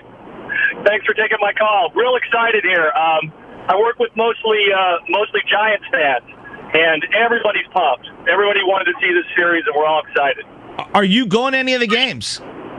I want to go. I had a friend that had some tickets, but he's a little feeling a little bit wonky about the COVID. So, but I would go at this point. I think I feel safe enough to go. If I could get some tickets, I'd go. So if you guys got some for me, I'm happy to go. We could barely get in the building. Let me ask you: do you have any cool water cooler bets already? Like, I'm sure people are already ready to bet you stuff because I've been on many different job sites, many different offices, and the smack talking when it comes to the betting. Like, what's on deck? You know what? I've been talking to my hardcore Giant fans. They are totally like me. They're like, this could go either way. No one's betting right now. I wouldn't put money on this game if I had a lot of money. Would you? Hey, would you go to Vegas and put a lot of money on either way? No. If this goes 5 and we're in the 8th inning of Game 5 and it's a tie game, would any of us be surprised? No, not at all. I mean, come on. Not at all. This is going to come down to the very end. It's going to be a tough one, man. It's going to be well earned. It's going to be fun. Whoever wins this deserves it. Like, this is the destiny. This is what we look for. This is fate. These are two worlds colliding. Hatfields and McCoys. Duke, North Carolina. Red Sox, Yankees. Like, just pick the things in sports. And the fact that we've never had this, the fact that it's so new. The one thing about Red Sox, Yankees, B, when I brought it up the other day, so many people are like, I've seen this before. It didn't resonate. I've seen this before. You know why? We've never seen this. Because they put all those games on Sunday Night Baseball. And then during the week, it's on MLB Network. It's the game of the week, and it's slow. And it's just like, it looks like there's the two teams hacking. There's no strategy, right? It's just like the pitchers aren't creative. They don't have much deception. I'm over Red Sox Yankees. And it's just the East Coast like, hey, we're better than you. Our rivalries. No, this rivalry right here, you're going to see it. Oracle's going to be electric. The first home playoff game since 2016. And the last home playoff game they had, it was the ill-fated Bruce Bochy pulling Matt Moore game against the Chicago Cubs in Game 4, blowing the ninth inning lead. That feels like a lifetime ago. It feels like a lifetime ago. But now Giants fans, after getting kicked in the groin, and look, Giants fans have been beat up. The teams have stunk. They haven't sniffed the playoffs. Now you get a home game, and the first home playoff game since 2016 is against the Dodgers. It's going to be mayhem Friday night. Iconic. It's going to be mayhem. Pack the Excedrin, pack the Tylenol.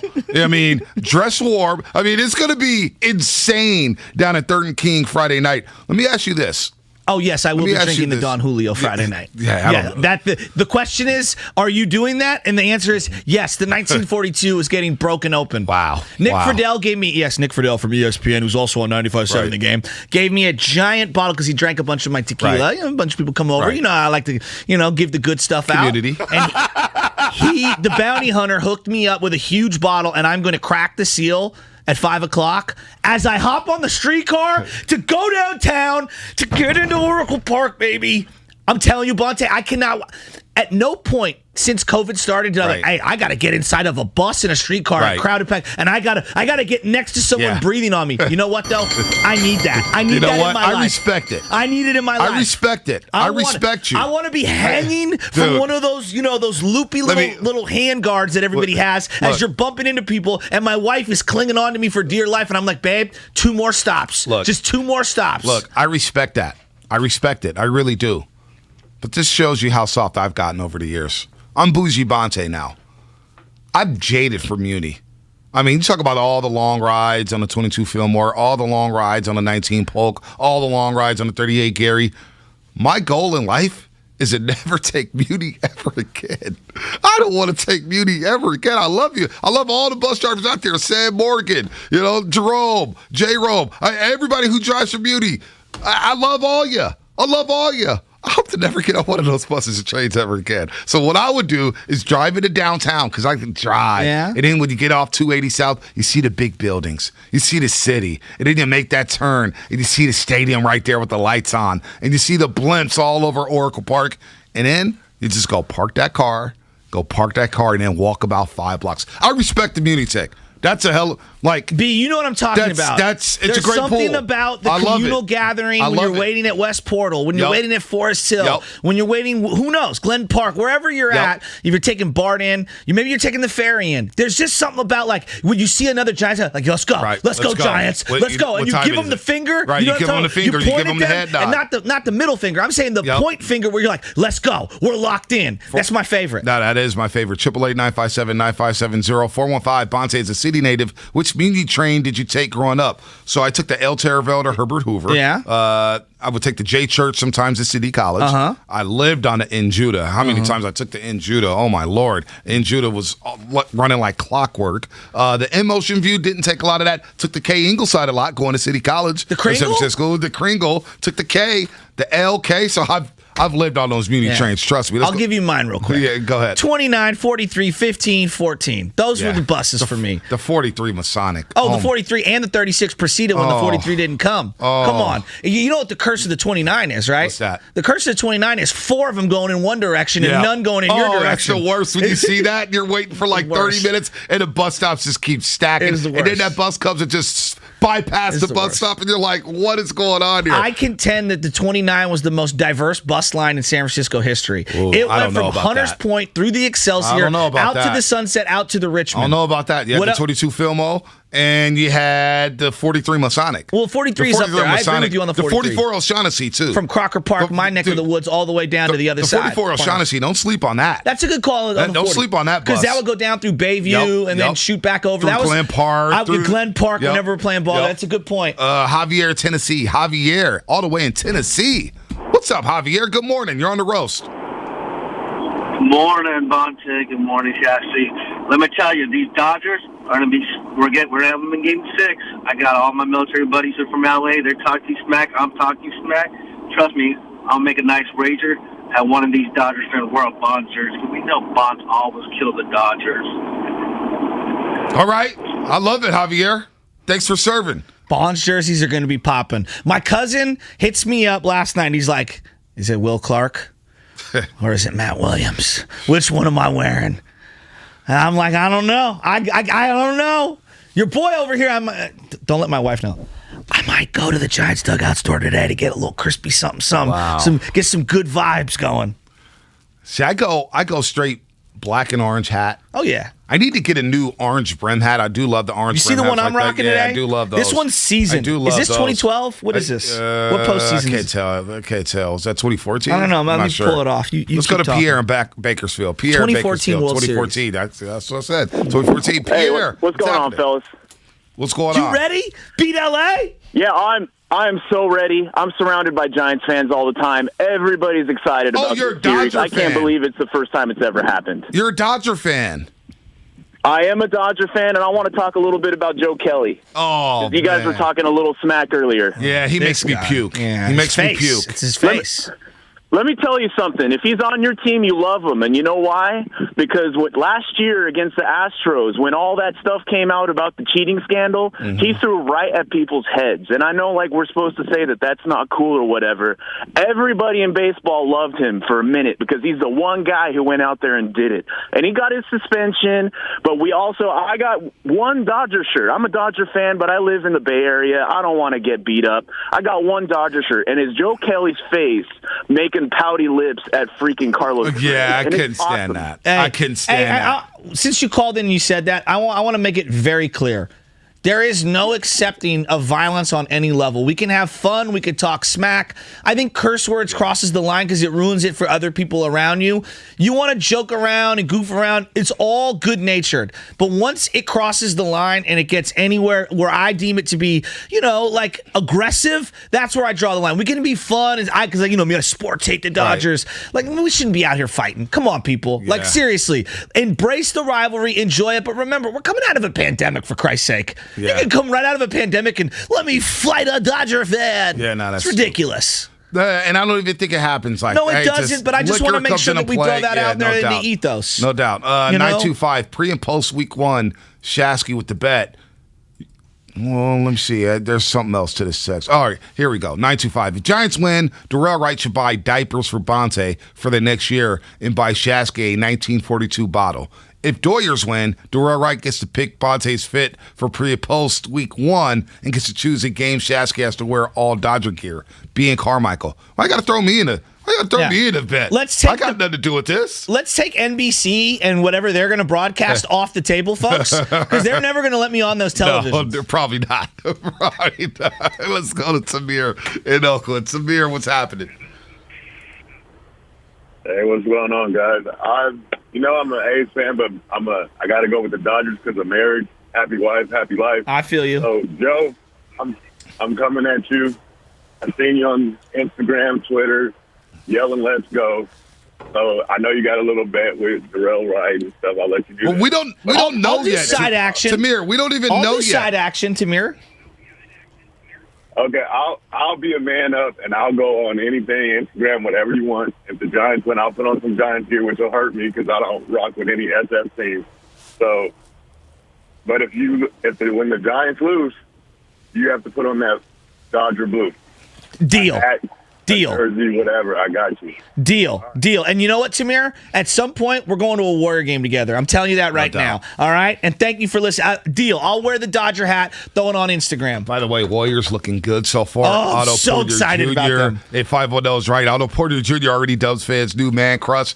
People are loving Porter Jr. off the bench, and he's diving on the floor in preseason games. Couldn't believe it. I'm like, all right, Otto, I respect it. Speaking of kill shots, you're out here just like stunting on everyone last night on the Otto Porter Jr. Are you his biggest fan now? No, I'm not. Not at all. I'm just saying, look, he looks good. He does. Looks good. When you see only 28 years old, some guys need to hit rock bottom before they can get lifted up off the ground. He has a lot of good years. If he could stay healthy. It looks like he has a lot of good years ahead of him. It looks like he's in great shape. Yeah. The morning rose Juju when he came on with us. He sounded like he was a new guy. Yeah. And he's already been paid. Yeah. He's already been paid. The guy wants to win now. And I'm feeling Jordan Poole. I love the pace that he's playing at. And if Draymond just shoots the ball like he did yesterday, it's going to unlock everything. I like the vibes I'm getting from the Golden State Warriors right now. Good time to be a Bay Area fan. Also, Seahawks-Rams tonight. So we get to take our minds off of Giants-Dodgers for 3 hours and get to watch those two teams beat each other up.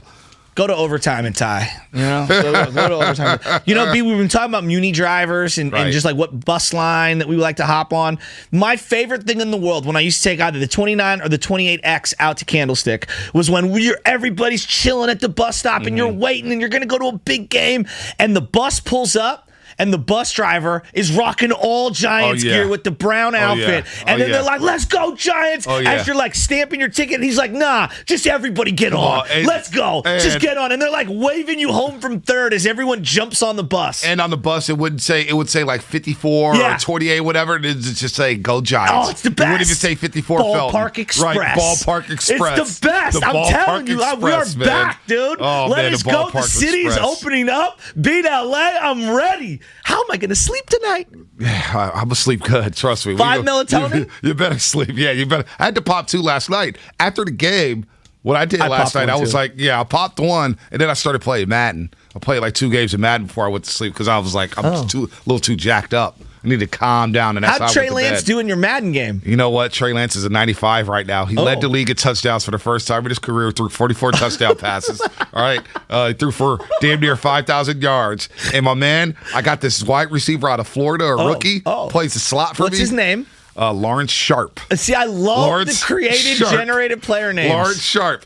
I got 4 guys who went 4,000 yards receiving. Ayuk, Devo, Kittle, Lawrence Sharp in the slot. I finally got my vertical game going. And then Travis Etienne out the backfield. Must be happy. Yeah, he's very happy. He's very happy. Travis Etienne going for 1,500 yards on the ground. I'm feeling this Niners team I got right now. Roster construction. Dude, maybe you could teach John Lynch and Kyle a little something. Dude, the offense, I've never had a better offense. I'm playing this and I'm like, Anna, my passing game is clicking. My passing game is clicking. She was like, dude, I don't care. Yeah. I'm like, I'm dropping 50 burgers here in Mile High. Let's go. Let's go to Mill and SF. Let's go. Mill, what's happening? Let's go. Let's go, Mill. Giants, Dodgers. What you got?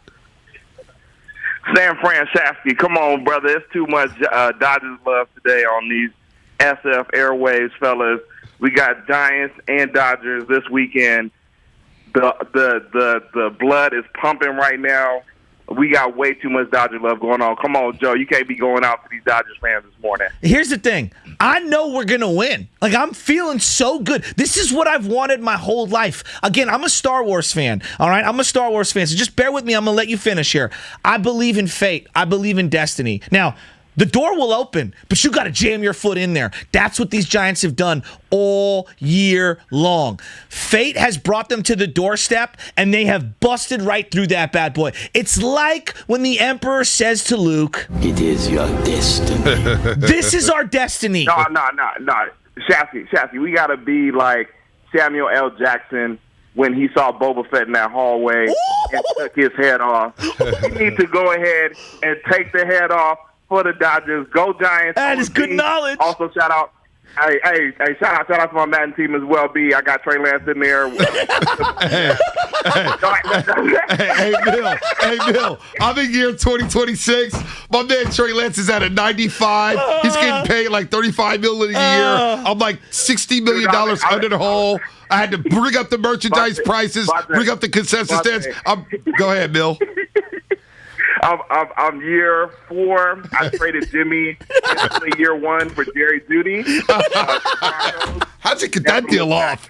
Never look back. I love it. I couldn't back. All right, fellas. I love y'all, man. I love it. Thanks, Bill. I couldn't get a 4th-round pick for Jimmy Garoppolo. You get Jerry Jeudy for Jimmy G? Maybe I need to learn how to negotiate. But, hey, Trey Lance, look.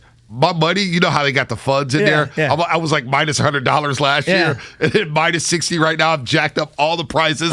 Fans are mad at me, but I'm like, look, I'm giving you 4 Super Bowls in 5 years. What are you doing? What are you mad at me? I got to make some money here. I'm giving you top quality product. Well, considering how your Madden, operation of franchise is going right now, are you a little softer now on the 49ers? You realize how difficult it is to run a business and keep people happy? No. Roster construction is difficult. No, not with the way I did it. You got to make trades. You got to be a wheeler and dealer. You can't sign the wrong players. When he said Samuel L. Jackson in Star Wars, so in the prequels, Boba Fett's dad, Jango Fett, is a bounty hunter, and he got the whole outfit. That's where Bubba gets it from. And Samuel L. Jackson comes to save Anakin Skywalker and Obi-Wan Kenobi and the princess, and he comes in and does this backswing thing where he takes off Jango Fett's head and the head just rolls. That's great Star Wars knowledge right there. That is great Star Wars knowledge. And that's what I do want to see the Giants do to the Dodgers, baby. Let's go to Jonathan in the city. Jonathan, been blowing me up on Instagram talking about Fred Warner's overrated. Go watch Fred Warner. We're not going to talk about that today, though. We're talking Giants-Dodgers, Jonathan. No, hell no. Hey, bro, it's all about the Giants. I was watching the game last night, right? Obviously, it's 9th inning, Chris Taylor waiting for a pitch. And, announcer just, I don't know if anybody noticed that, it never fails, man. The guy goes, Chris Taylor waiting for a pitch, and he's a struggling Dodgers hitter. Boom. He hits a home run, and I got a goosebump because I was like, it's on! Oh, man, this is going to be a series. Hey, man, I got 2 wishes. I want a Giant sweep or a Game 5 thriller extra innings. Oh. I don't know if my body can handle extra innings for 5 full games. Well, if it's on a Saturday, I'm cool with that. If it's on a Thursday, can I just get it done at 9 innings, man? Can I? Oh, man. But which one of those would you pick, though? Would you go with that sweep that Jonathan was talking about? I'll tell you right now, sweep. I'll take the sweep. If they sweep the Dodgers, like, for example, when they beat the Tigers, you didn't just win. You swept them. You swept the favorites to win the World Series. True story, Mark Spears. I brought a broom to Mission Street. My dad, I have video of my dad brooming Mission Street as people are driving by. Pretty incredible. Mark Spears had bet me that year. Sent me a World Series. He goes, dude, the Tigers got all the momentum, bro. Y'all don't stack up. I was like, yeah, okay. Y'all don't stack up. They don't stack up. And I still got that World Series hat that doesn't fit my big old noggin. Remember they were so small? What size is your head? 7 5/8, maybe a size 8. My uncle's like an 8 1/4. Yeah, he got a giant dome. My head's got big. Poor baby chest. You know when you go to the last strap on the strap hat? Oh yeah, I'm on the last strap. Yeah, and it always comes off. It always comes off. It never stays on. Shout I'm on out the Uncle last Jim. strap. I love you. Real quick before we get derailed right here, we got a big station announcement at 9:15. 100 pence at 9 o'clock. The Farhan factor. The Farhan factor. The Farhan factor. I mean, Farhan Zaidi helped architect the Dodgers alongside Andrew Friedman. He's helped put the Giants in this position, hiring Gabe Kapler. finding guys like Donovan Solano, finding guys like Lamont Wade Jr., Mike Yastrzemski, finding Darren Ruff from the KBO, keeping Steven Duggar on the roster. I mean, Kurt Casale, making moves like that. The Farhan factor. Man, what would you consider the biggest X factor? Farhan up there in the suite, chilling, saying, man, I built both these teams, but I like where my Giants are at. I think the biggest X factor that no one's talked about for the just everyone, I think having Ron Wotus a part of this team. Forget Farhan for a second, because once the games start, Farhan says, "I'm not texting down into the dugout." Right. I think there's this misnomer that Scott and Farhan are the ones like they're literally texting and dialing in like it's like Commissioner Gordon. Right. Like there's a red courtesy phone. No, none of that's happening. I think the steady hand of Ron Wotus, not so much when the Giants are batting, but when they're out there and they're pitching, and the feel of a game of when to go to the bullpen. The hallmark of what made Bruce Bochy was his feel for his staff and his bullpen. His timing was impeccable. He was the puppet master, the godfather. And I think Ron Wotus and just all the luminaries that were on that bench during that time, that's the underrated thing that I think about 10 years later. Like, he pulled every perfect string. And Kapler, I feel like, has a really good feel for what wins. I do. I think he has a really good feel for what wins. There is times in a game where it's different in the playoffs as opposed to the regular season. That's where I think Ron Wotus just being on that bench, just as that old Yoda. Like, I tell you what, Dave Roberts impressed me yesterday. He pulled Max Scherzer in a spot where a lot of managers wouldn't pull Max Scherzer, and it was the right move. I thought it was the right move from the get-go. Whether or not they got burned, I was like, look, you got to take out Scherzer. He didn't have it. To pull him, the guts, because I know there was a lot of Dodger fans. There's a lot of Giants fans saying, wow, he pulled Scherzer? What is Dave Roberts doing? This job's going to cost him his job. Oh, yeah, I know producer John Curley was overreacting. I know he was overreacting. John Curley, that's what John Curley does. Oh, he's going to get fired if this move backfires. No, relax. It was the right move. And Joe Kelly came in and shut it down, and now we get Giants-Dodgers. I will not be there this weekend, fellas. No, you will not be. You're not allowed to go to Third and King. We got a break here because Darrell Wright's coming up. I got some Dave Roberts thoughts, too. Darrell Wright coming up. What should the bet be between Joe Shasky, the Butcher, and Bonte Hill? We have basically 24 hours to come up with the bet. Doesn't have to be decided right now. It has to be decided by 9:54 tomorrow morning. Has to be decided by the time we leave these airwaves tomorrow morning. Darrell Wright, Joe Shasky, what would the bet be? Giants-Dodgers, that's what's coming up here on the Morning Roast at 95.7 The Game. Plus, a big-time announcement at 9:15. You don't want to miss it. Thought I'd spice things up. It's the series we've been dying for all season long. So now Posey.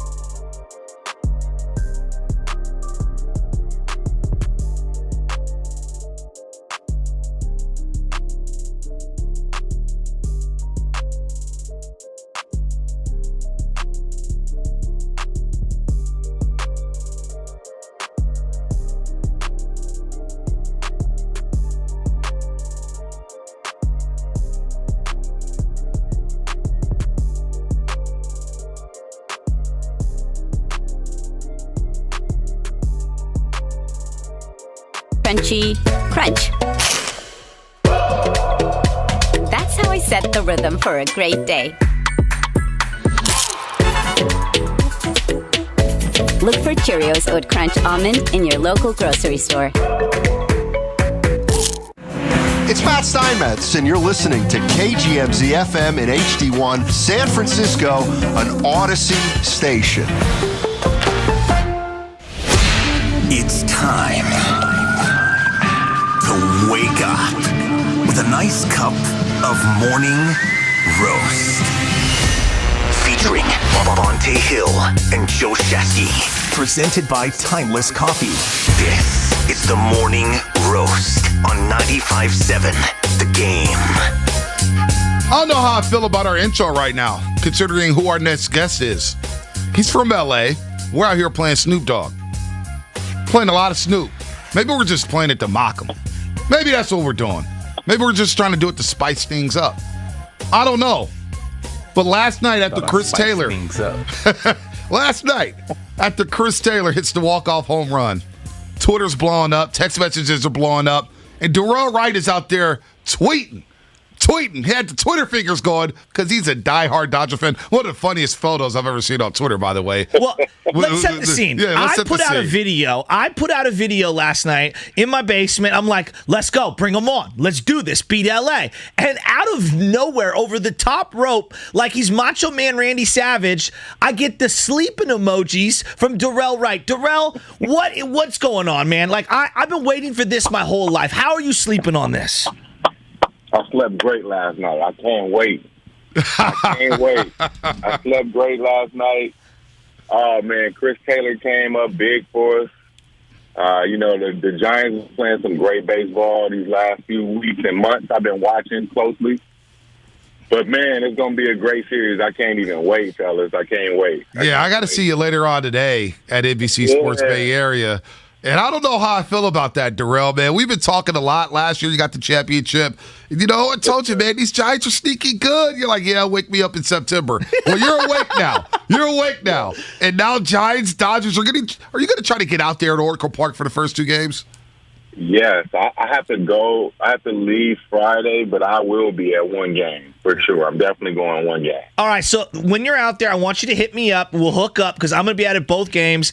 You send a picture to Bonte Hill. You're the diehard Dodger fan. We're obviously Giants fans. And this picture was iconic. It's you sitting down on the couch with the cutters on. That's what we used to call them in the Bay Area. When you're wearing the batting gloves and you're actually not playing baseball, right. You just they're the wear cutters. You're wearing the cutters. Those are usually reserved for the people who can fight. Yeah. So, yeah. And you've got the baseball bat like you're Michael Jordan in the locker room with the Oakley, like over the top, like what are they, chameleon glasses? I don't even know what I would describe those as. It was the sauciest look I've ever seen. And you basically said, I'm ready for Bonte Hill. I'm ready. I took that picture back in 2014 when we were in the playoff. I think that was probably game one in 2014. So that's a classic picture I took in Portland. Everybody went crazy when I posted it, so I always keep it in the archives just in case the Dodgers need one because you guys know batted .515, led the team in home runs and RBI. You know what I mean? I do. I do call you. We're talking to Darrell Wright, of course, my co-host on Warriors Pre- and Post Game Live, former NBA player and champ with the Miami Heat. He's here on the Morning Roast. He'll be joining us every single week during the basketball season. Look, man, I saw that photo. I said, man, he was the right-handed Darryl Strawberry. But the photo itself is just like the game face, and I was like, all right, it's on and popping here. Walker Buehler versus Logan Webb. Now, growing up in LA, because I think a lot of people, Darrell, they don't know. Like, I was shocked when we first met. You were like, yeah, I'm a big baseball fan. I was like, all right, some players, they say they're a big baseball fan, but you actually lived it. Yeah. So what made you love baseball? I want you to tell the story again for our audience here, in case they don't know. You became a big baseball fan and a Dodger fan. Why? Yeah, I used to be the biggest Dodgers fan from my dad. You know, he used to take us to Dodger Stadium every single year. My little league got invited every single year for opening day, and I got a ball every single year. So I was a big Mike Piazza fan, Eric Karros, Darryl Strawberry. I was a big-time Dodger fan as a young pup. You know, salute to my dad. You know, he was grooming me to be a baseball player. That was my first love. I just so happened got a little bit better in basketball my 11th grade year, but I was on my way to be a baseball player until, I got 6'8" and jumped a little high. Now I'm thinking of you at 6'8", like Aaron Judge up there at the plate, just hitting bombs. Like I absolutely You see his high school footage? No. Darrell, you got to tweet out the high school footage just to let Giants fans know. Yeah. I mean, the right-handed swing was pretty sweet. Yeah, I gotta go find some footage and post it, man. Let the people know I was a little serious. I like that. I think at some point we have to have like a little celebrity game, like a softball game, just because I know guys like you, Bonte, can't play, so we got to go softball. We'll have a little softball game at some point. 95.7 The Game. Darrell, me and you, maybe we're team captains. What do you think? Hey, let's do it. Whoa. How are you just going to be the team captain? Well, I'm the best baseball player here at 95.7 The Game. No, you're not. You see Darryl the Guru Johnson throw a fastball? I've seen Darryl the Guru Johnson do athletic achievements, and they're not that spectacular. Darrell, Joe Shasky, we've never seen any footage. We've never seen any footage of a butcher playing any sport. But anyway. So I'm glad you brought this up about your childhood, because I was saying that I grew up, and my dad, like you, he taught me the game of baseball. I was very lucky. My dad was the coach for everybody in the neighborhood. When people see my dad to this day, they're like, 2 hands, hit the cutoff, because that's what he would yell at us all the time. And he took me out to Candlestick because I grew up right near the stick. And I remember Tommy Lasorda, I was like 7, 8, 9 years old, and he would come out of that right field wall, and he'd have that blue satin Dodger coat on, and he'd be blowing kisses. And I hated him. I hated the Dodgers. Who was the guy that you hated from the Giants? The guy I hated for the Giants, I think it'd probably be a little bit when I got older. Buster Posey used to just tag us up, man. He used to just do us dirty, man. I'm going to go with Buster Posey, man. Were you a Barry Bonds fan? Yeah, I used to love Barry Bonds. I was a hitter, so I used to love seeing him. Have a great day at school today, son. Go Dodgers, baby.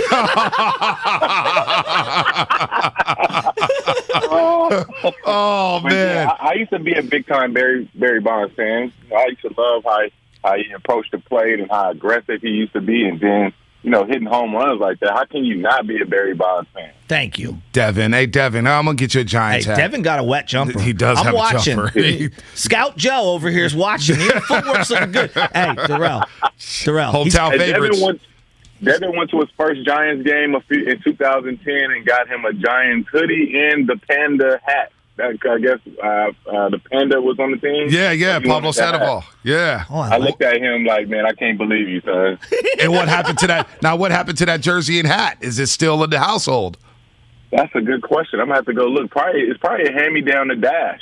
That sounds about right. Yeah. All right, let's get down to the brass tacks here. Let's do this. We've got a lot of bets. I won the bet earlier this year, Dodgers versus Giants. We're gonna have to get out on the golf links at some point. I see your boy Dwayne Wade working on a swing with George Gangas, the guru of golf swings. So let's take golf off the table. I think it needs to be something where one of us is humiliated. And I'm not saying get a tattoo or shave our heads or anything like that. No, I'm too old for that. I'm thinking one of the most humiliating things for me would be to go down, and this is a caller suggested it, me wearing Dodger gear to a Giants-Dodger game and having to sit through the whole game while wearing Dodger gear.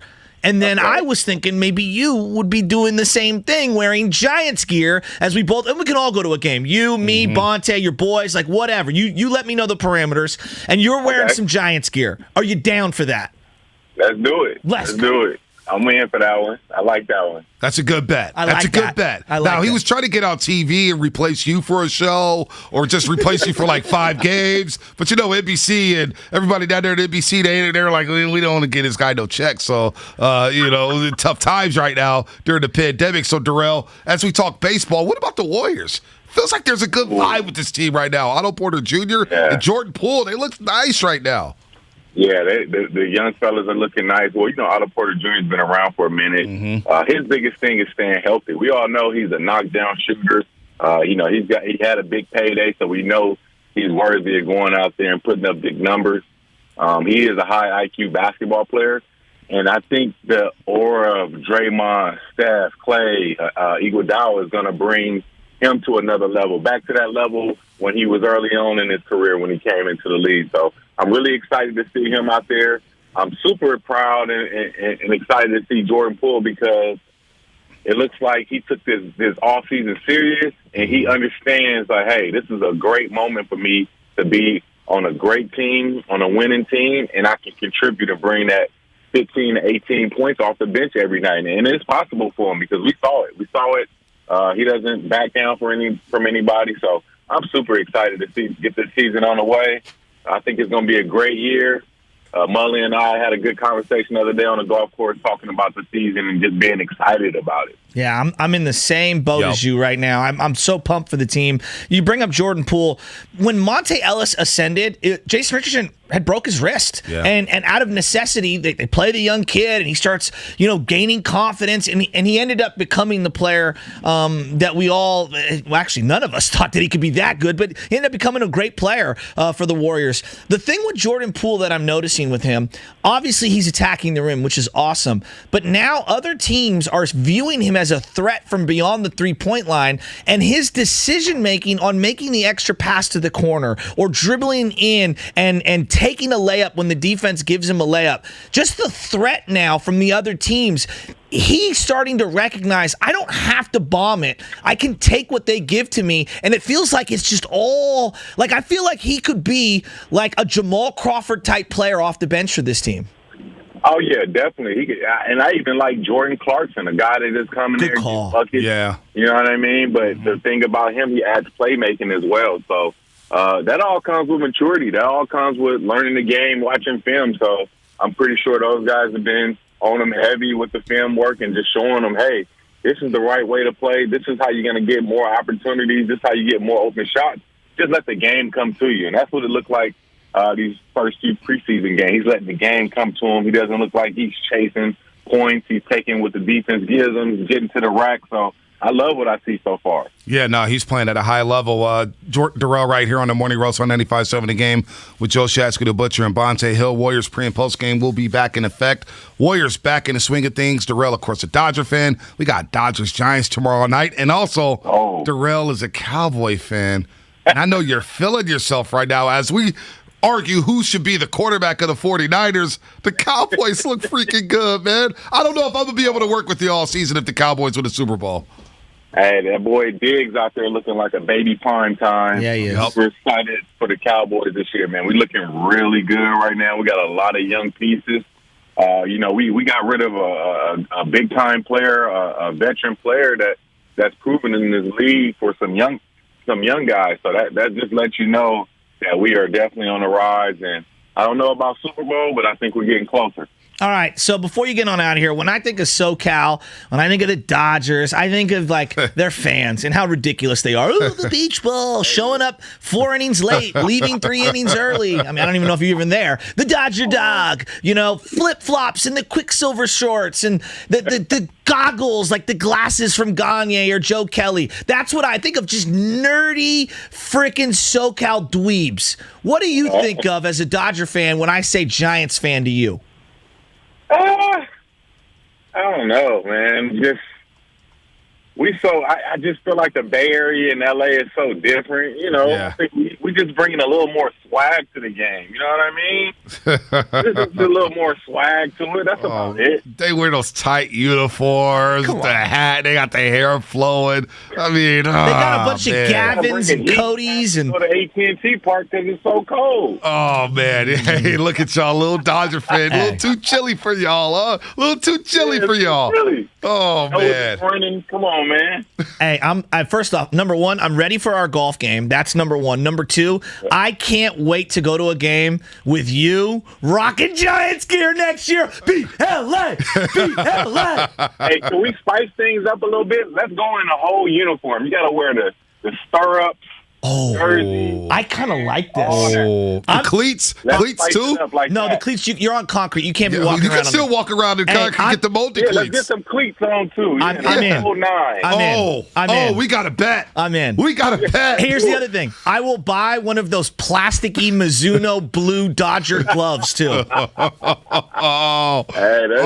It is official. That's actually a great bet. The loser has to go to a game with the full uniform. You may even have to put some eye black on. You know what? Eye black on. Eye black too, for sure. Eye black, and I will wear. I'll tell you right now. I'll wear the capri style pants Walker Bueller's rocking, and I'll wear the spectacles from Gagne. Thought I'd spice things up. And that's how you spice things up. Darrell right here on the Morning Roast. He'll be with us every single love this week. bet, actually. I'll see you later today. I love the bet, too. This is going to be intriguing. Actually a great bet. Yeah, this is an awesome bet. Giants-Dodgers for the first time ever will meet in the postseason. Game 1 starts Friday, 6:37 p.m. Walker Buehler versus Logan Webb. The Dodgers with 106 wins. The Giants with 107. It's going to be iconic. It's going to be epic. Going to be a lot of fun. We get to talk about it all season long with Darrell Wright. Let's do it. On the Morning Roast. Darrell, I'll see you later, buddy. See you later. Go Dodgers, baby. Let's get it. Oh, he's man. a good dude. Great dude. Hey, that's my guy. So, okay, the bet is now laid. If you're out there and you're driving around, the bet is laid. Dodgers, it's going to be epic. Darrell Wright, former Warrior, on Warrior pre and post right now.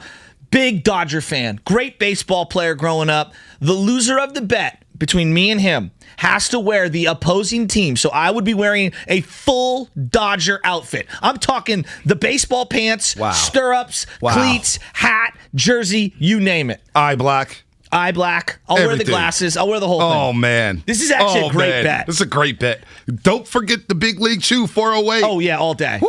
All day. All day. Hey, 408's he's not lying. Bonte here for just the entertainment. He's sitting on the sidelines. Yeah, I'm sitting this one out. Bay 408. I'm sitting this one out. So we know when I make bets, it usually doesn't go my way. That's okay. I'm wrong all the time. So, I'm sitting this one out. On a side note, I'm wrong all the time. I do think that we need to do a charity softball game for the station. Let's think about that and workshop it. Mark that down, John Curley. We need to do it. You might sit that one out too, Bonte, after we pick teams, but that's okay. Honestly, Curley, you write this down. You write this down, Curley. To make sure when we play the softball game that I'm on opposite teams of Joe Shasky. The disrespect that I get for my athletic prowess, it's pretty disrespectful, Curly. Hey, you guys ever seen Waterboy? It's pretty disrespectful. Okay, at the Waterboy when the kicker's looking for who he's going to hit it at, like that is exactly what I'm going to do in softball. Where's B? Where's B? Hit it right at him. Hit it to first base, hit it to right field, hit it to left field. It's going to be an automatic out. My glove is made of gold, baby. Let's go to Anthony in Oakland. Anthony in Oakland, what's happening? You're on the roast. Hey, Bonte and Butcher. Thanks for taking my call. I listen to you guys daily, and I'm honored to be on with you guys. Glad you had my fellow L.A. native Darrell representing on this morning. Yeah. In the words of the great Ben Scully, it's time for Dodger baseball. Oh, I can't stand that. This is the first postseason series. This is going to be great. You guys are celebrating your 107 wins, which is a great accomplishment, no doubt. But you keep talking about how the Giants were 10-9 versus the Dodgers this year, which is mathematically correct. But in those 19 games, Betts, Seager, and Justin Turner appeared in a grand total of, wait for it, just 4 of those games. So congratulations on beating up on the AAA Oklahoma City Dodgers. You can have your participation trophy for that. Now it's prime time. You get the Major League club. No more Rockies and D-backs inexplicably blowing late-inning leads. Don't forget, you were Darren Ruff blown check swing, 3 Kenley Jansen blown saves, and a Brewer drop ball on the warning track from being 5 games back in the division. Anthony, you know what? Just those 5 things? Anthony, all these excuses. Wah. I thought you guys were champions. I thought you were 8-time NLCS division titles. How dare you, Anthony? Come on these airways and come that soft. Jansen blew 2 games in a row. The Giants won the season series. I don't want to hear the excuses right now. I don't want to hear it. Walker Buehler got touched up September 5th. No excuses, but I'm telling you. But I know the Giants brass was hoping for this because no one feels the park like Dodger fans. Oh, man. You guys couldn't even get loud last night. I was watching. I was like, that is the most sterile playoff environment I've ever seen. You've gotten soft in these 9 years. They were rocking. Anthony, they didn't show up to the 4th inning. There was yellow seats empty by the time the game went to nightfall. You guys didn't show up to the 5th inning. Sold, not 26,000 empty. But hey, but I give you this. The park is we all love Pac-12. But come on. If your park has more names and you have titles, you got something's going wrong. We're about our money up here in the Bay Area, Anthony. Come on, man. We're about our money up there. You know what, though? He's bringing it. Where's Giants fans? Where are Giants fans? Because I'll be real. Anthony, Dodger you know what? fans are showing out. Anthony, please call us next week. I respect that. You're making all the excuses in the world. But you know what, Giants fans? We've gotten about 6 Dodger calls, and I've heard from 1 Giants fan. Dodger fans are ready to go. They're ready to go. Hunter Pence will be ready to go at 9 a.m. We got a big station announcement at 9:15. Shasky's decked out in the World Series jersey and the World Series hat. He's ready to go. Lincecum World Series jersey. I got the Candlestick Legends shirt on from my boy Warriors World. Look at you. I'm ready to go. Can you name all 5 legends on that shirt? I don't even know who's on the shirt. Willie Mays, Willie McCovey, Barry Bonds, is Juan Marichal. Yep. And who's else? I Will can't Clark. even see. Will Clark. The white guy. Okay, yeah, Will Clark. White guy. There's one white guy out here, 4 black that dudes. down. Well, white guy. No, seriously. Where are Giants fans at? Anthony just came in here and tried to come pull a drive-by, and it didn't happen. I'll tell you where Baby Giants ran fans- back there laughing. I didn't even, there was one white guy on the shirt. I couldn't see. I'll tell you where Giants fans are at. They are texting me right now, non-stop. Stop texting. I want to hear from them. Stop. Don't They're be quiet. fired up. Don't be quiet behind You the know what scenes. they're doing? They're on their phone right now trying to get tickets. They're trying to get $1,000 per game standing room only tickets. Giants fans are popping. And by the way, I have gotten 7 different text messages about this charity softball game. Sponsors, people who want to play, people who are ready to set it up. Like, we're doing the celebrity softball game at some point. And the only celebrity will be Darrell Wright. Yeah, probably. Yeah, that's true. We are definitely not A-listers, B-listers, or C-listers. And Darrell may come for a few innings. He pull a T.O. I remember T.O. came out here for a celebrity basketball game, played like the first half and got him out of there. Let's go to Clayton. Clayton at Fremont. What's happening, man? You ready for Giants Dodgers? Hey, guys. Oh, yeah, dude. I wanted the Giants to play the Dodgers because there's nothing I like better than seeing a sad Dodger fan when they lose to the Giants again. But all the Dodger fans just saw the only title they've gotten in the last decade is a bubble title, and it doesn't even count.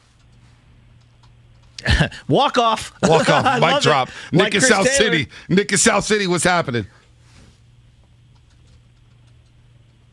Hey, Nick, what's up? Hello. What's up, Nick? Hey, how you doing? We're good. Hey, just want to. I heard all these Dodger fans coming out getting ready for this weekend, but I just remember last week, maybe a couple weeks ago, when we were playing them in a 3-game series. We ended up winning that series 2-1. Now that they're down a starting pitcher, I think our chances of a sweep is actually pretty good. I love it. Is this Sopco? Is this South City's finest? It is. Oh, my God. This is Sopco at its finest right here in South City. Let's go. Hey, Sopco, tell Bonte your boy's out here a competitor. He thinks I'm not a competitor on the diamond. No. Let him know. That's fine. Let him talk. Well, no, look, hey, Sofko, Shasky tells everybody, whoever he walks by, oh, yeah, I played shortstop and I did this and I did it. Everybody knows Shasky's athlete. He always talks about it. No, but I don't talk about it. I just go out there and prove it. Nick, go out there defend and prove me. it. I go out there and prove it. Nick.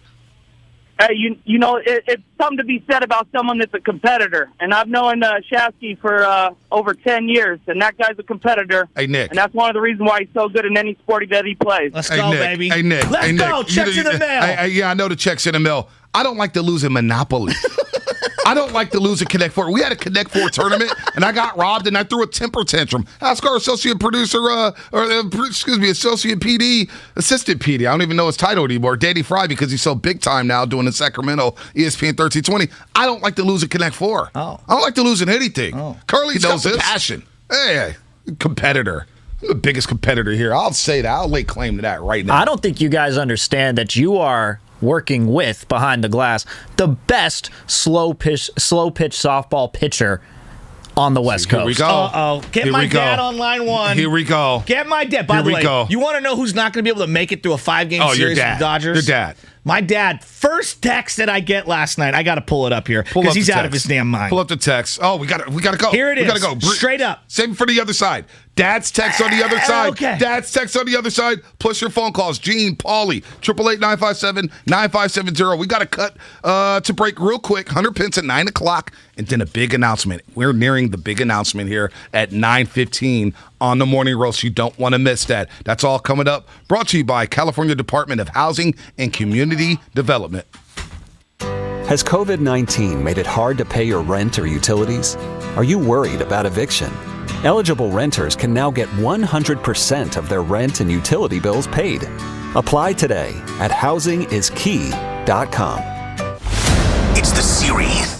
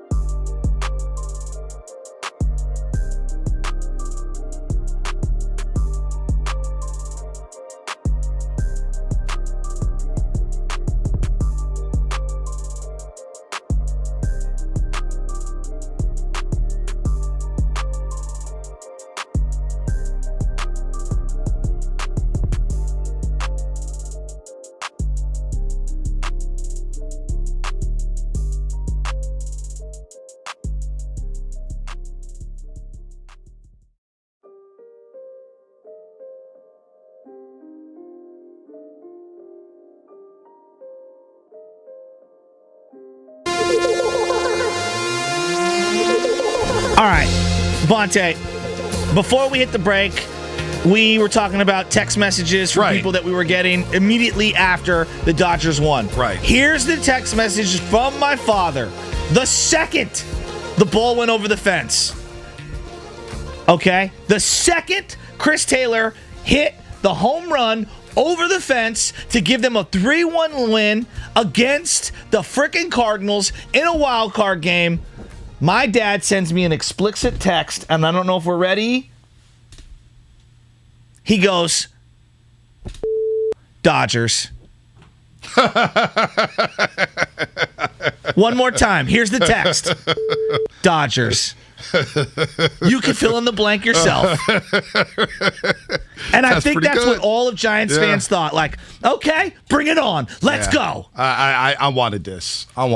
I'm so excited. Just like if I take off the Giants colors, the Giants underwear, and all that stuff, I just want to be entertained at some point.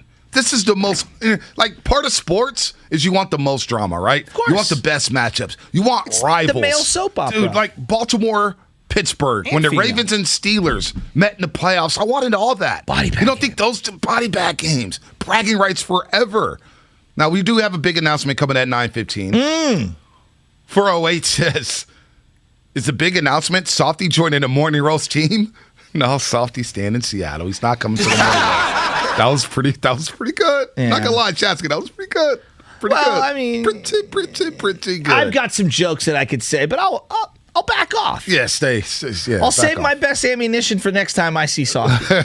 Paulie and SF. Paulie, what's happening there? Come on, Giants fans. Hey, y'all. Can you hear me? Oh, yeah. Yeah, hey, I just wanted to, because that Dodger fan made me so mad.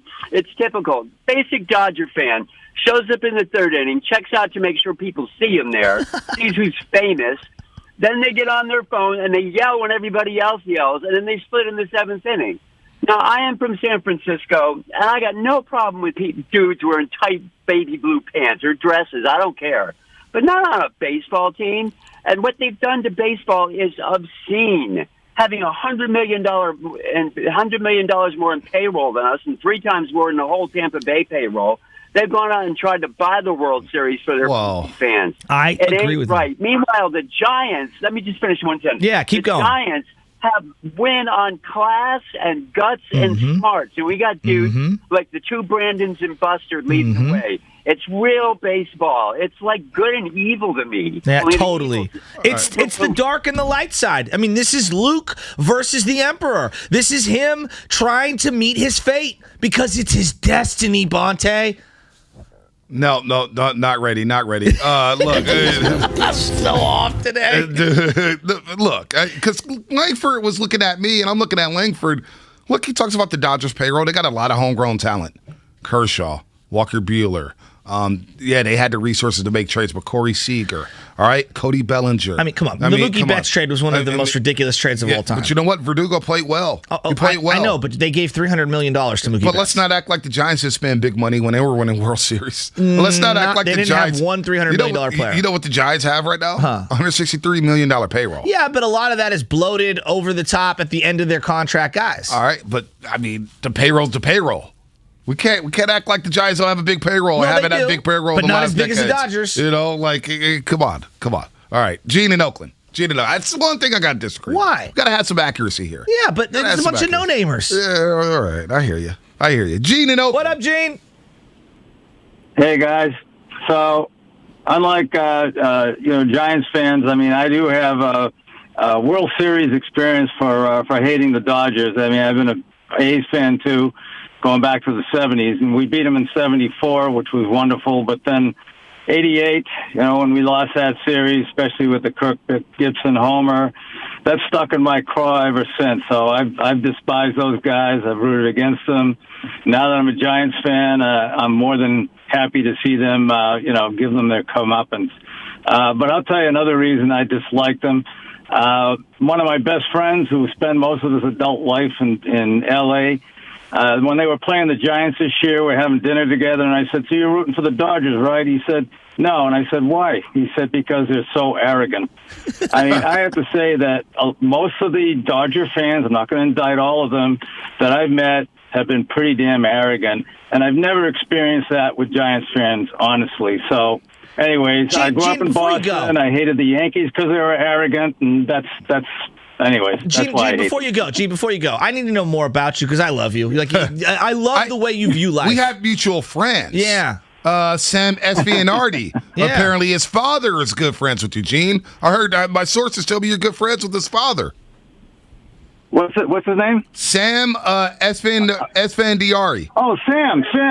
Yeah. Ross and I are old friends. We work together. What's He's your a testing engineer. I'm a structural engineer. So, yeah, and I know Sam, too. Well, no wonder you're so smart because you're very analytical, and I appreciate it. What is your drink of choice, Gene? You seem to be a very thoughtful individual. What is your drink of choice? Because I'm going Don Julio, 1942. I'm brown bagging the good stuff on the streetcar heading down to the game tomorrow. What's your drink of choice for a game like this?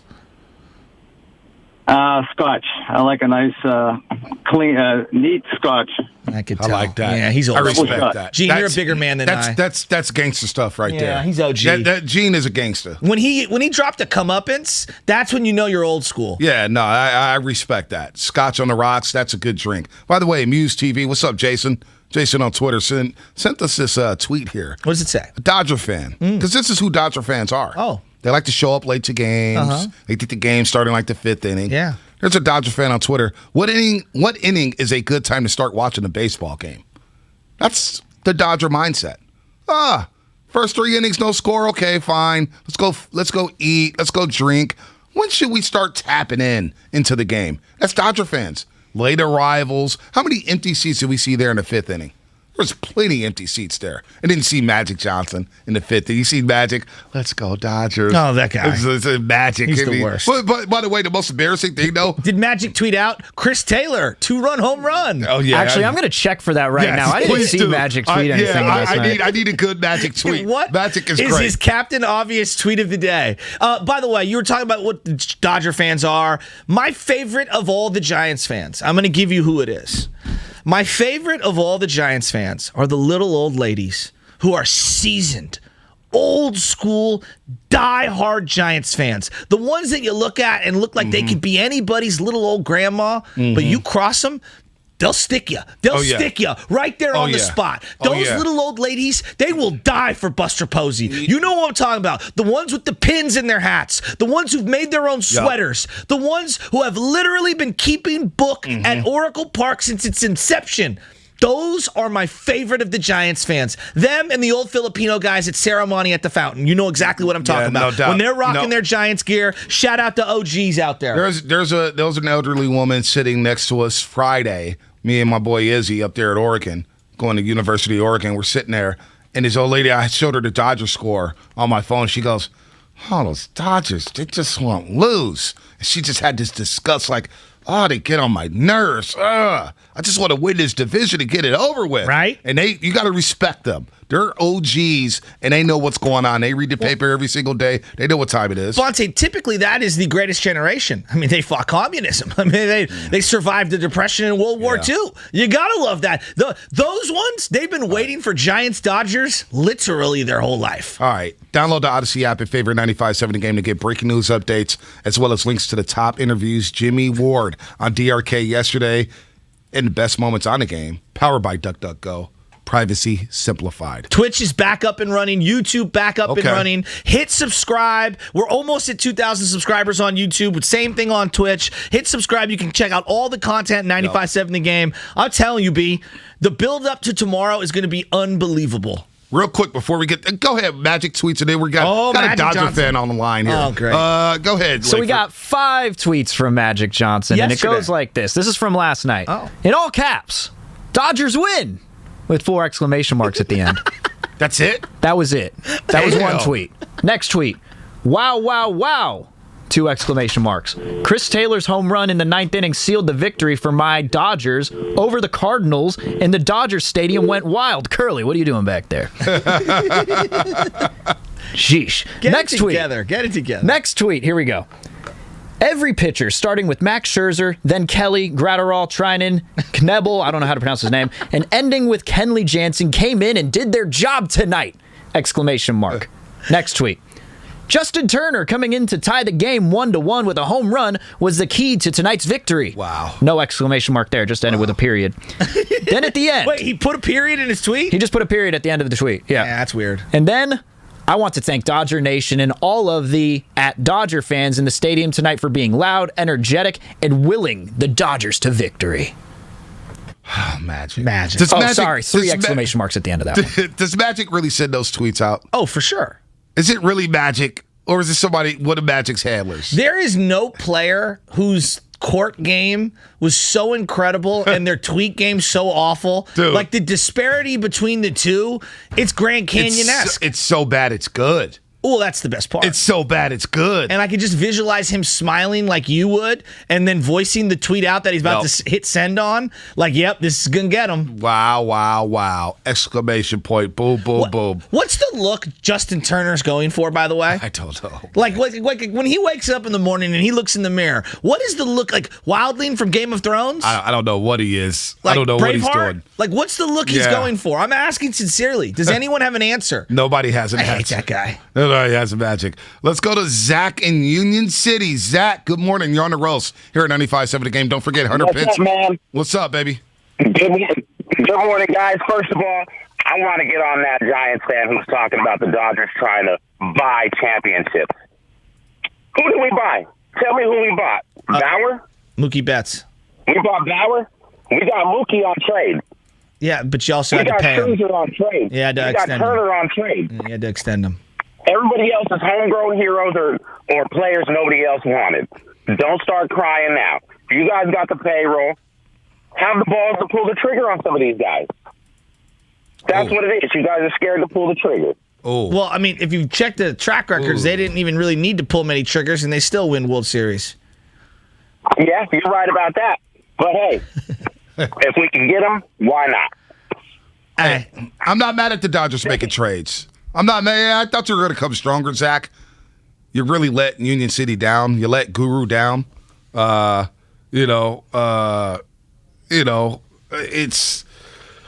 that was weak. That was weak. Tony in San Jose.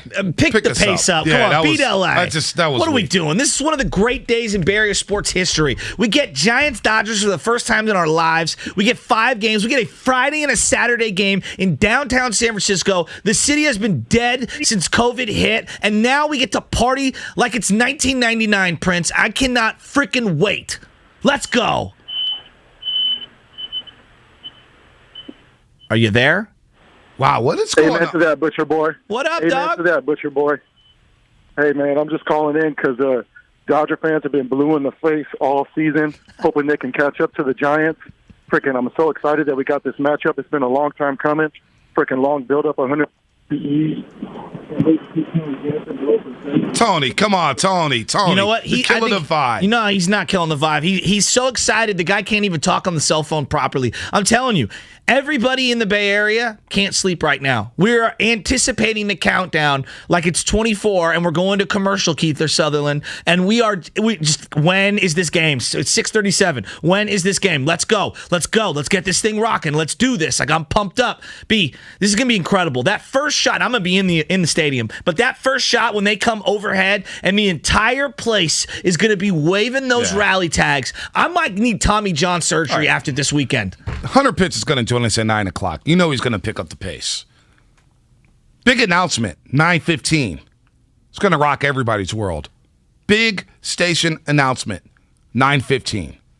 Don't go anywhere, folks. It's happening. What part of the Bay Area thinks the most excited? Is it San Bruno? Is it San Jose? Is it Hillsborough? Hillsborough. Is it San Rafael? Does Hillsborough have many Giants fans? Is it San Lorenzo? Other than Giants players living in Hillsborough. Hey, it's Fashion Island Boulevard, man. Nice homes out there. Fat home, that's what I'm saying. Yeah. I don't know if it really is sportsman. Maybe. Is it the Mission District? I don't know. Is it your old stomping grounds to Richmond? Or Fillmore? Is it the Excelsior?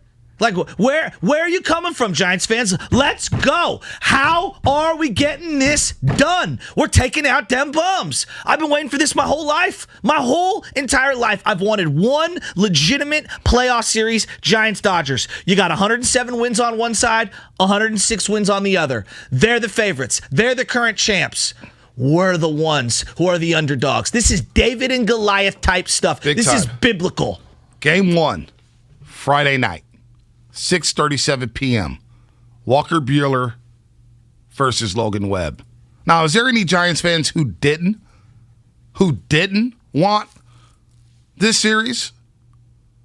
Was there any Giants fans that wanted the Cardinals and just wanted to see the Dodgers lose? Because there's a few out there. How were you rooting yesterday? How were you taking in that baseball game yesterday? Were you saying, go Cardinals, go? Because I don't like the Cardinals either. I think a lot of fans were doing this. I'm sitting back. I'm like, what's that guy, Lowe? Come on, what's the guy, the actor who wears the NFL cap? Oh, Rob Lowe. Rob Lowe. I'm like Rob Lowe wearing a Major League Baseball cap. On the back of your Major League Baseball, you got a Giants lid. The back's the little guy who represents the logo for Major League Baseball. You're wearing one of those hats, and you're like, I'm a baseball fan. I'm just watching to watch. The second that Chris Turner home run went over the left field wall, every single Giants fan did the exact same thing. Bring it on. Let's go. There ain't no fretting. We ain't never scared. Like Bone Crusher. The first thing we were thinking was, let's go. And then the second thing most people were thinking was, Ticketmaster, I need to get into that stadium. I ain't never scared. We're getting people from Hayward fired up. We got people from Fresno driving up. We got people from the Excelsior stepping it up. We are big stepping all the way from Muni, Bart, the Ferry Building. I'm telling you, Bonte, we are going to be so hyphy. It is going to be popping. You hear that microphone rocking? I was a little nervous there. Willem Marin says he wants to pump you up, Shasky. Let's go. Willem Marin, what's happening? Be my spinach. Yo, what's cracking, Shasky? Let's go, baby. It's SF Giants time. I don't care about these Dodgers. We're about to take that pot of gold from that leprechaun tuck. I don't care, man. We're going to get this done. We're going to smash. I don't care about these little tighty-whitey uniforms, baby. Let's go. Late night Lamont about to come early. Everybody's going to be out there. Guarantee Logan Webb goes out and deals a gem. I am pumped. This is what I've wanted. I'm 33 years old, and I finally got it. Let's We're go. about to shut up everybody and wake them up, even in the East Coast. SF's about to be. Let's do this. I'm so pumped up. I don't even know what I'm talking about. I cannot wait. Let's go. I hope you need Tommy Gunn after this. I hope the towels are waving. I hope the music is blasting. I hope everybody and their mother, if you can't get in the stadium, be outside. Be there. Support the Giants. Let's go, baby. It's going to be rocking. It's going to be rocking. Has not seen a renaissance like this in 10 years. Momo's is about to be going off. Momo's. What's the one up the block? Woodbury. Woodbury, the bar up there with the tater tots. Zeki's and Zeke's. Yeah, I've heard it pronounced both different ways. One's Zeki's and one's Zeke's. Hey, Woodbury, better order extra tater tots. A lot of fans going to be down there about a yard. Order extra tots, baby. Order extra tots. Speaking of tots, let's go to Toot in the city. Toot. Not Toot. Toot. What's up, Toot? A drug reference. Why you gonna do? We're on fire this morning. Toot. The board what's up? is just firing on all What's going on, cylinders. Toot?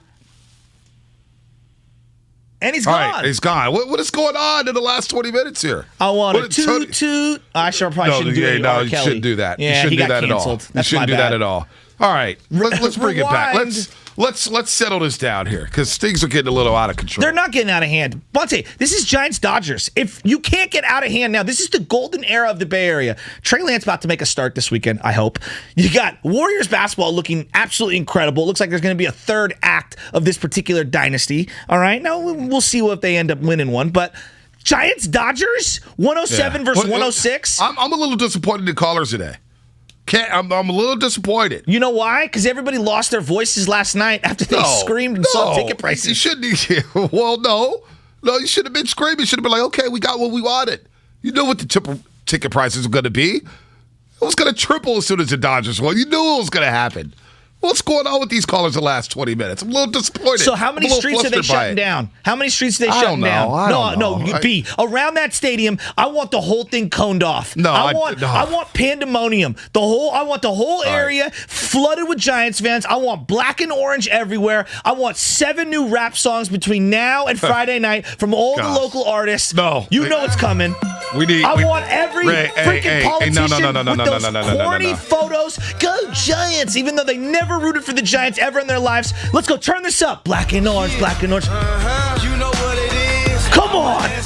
B, you know the Batmobile's going to be flying. You're going to be doing 120 miles an hour, coming in on 101 North, coming in on 280 North. You're going to be smashing. You're like, no, I'm not watching Baby Chez tonight. I am going down to Oracle Park. I'm going to get UCL surgery because I'm going to be waving my flag so damn hard. I'm going to look like Paulie in Jersey Shore. Just don't hit me in the eye.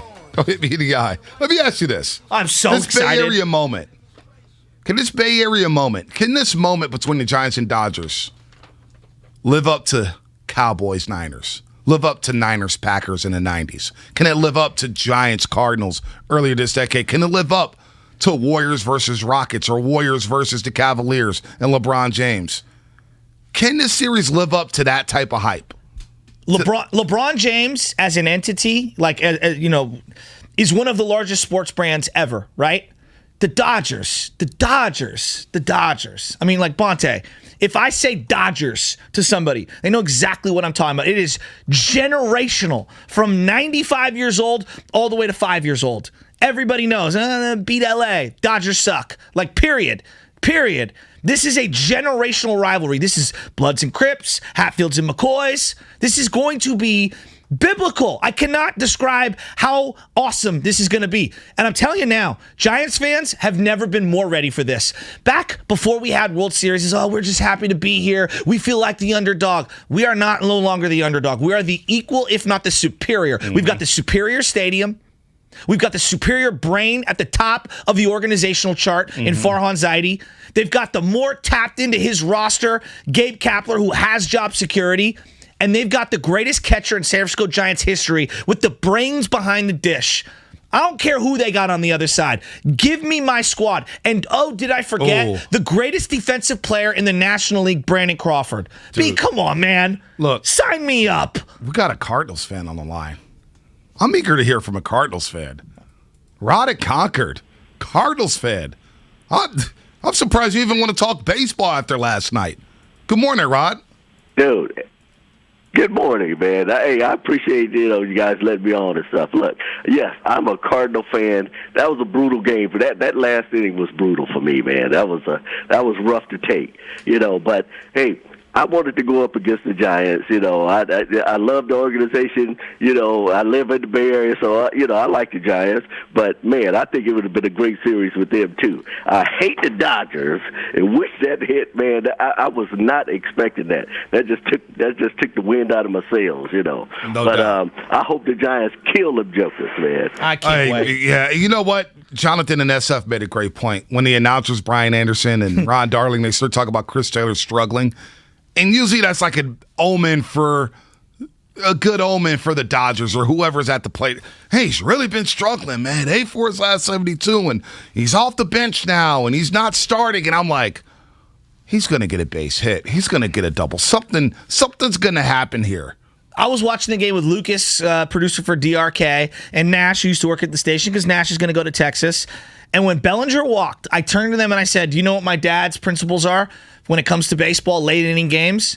Walks always come back to bite you. Always. That's and what when I'm saying. Bellinger got the walk, I said he's going to steal second. Boom, he steals second. Now he's in scoring position. Base hit scores him.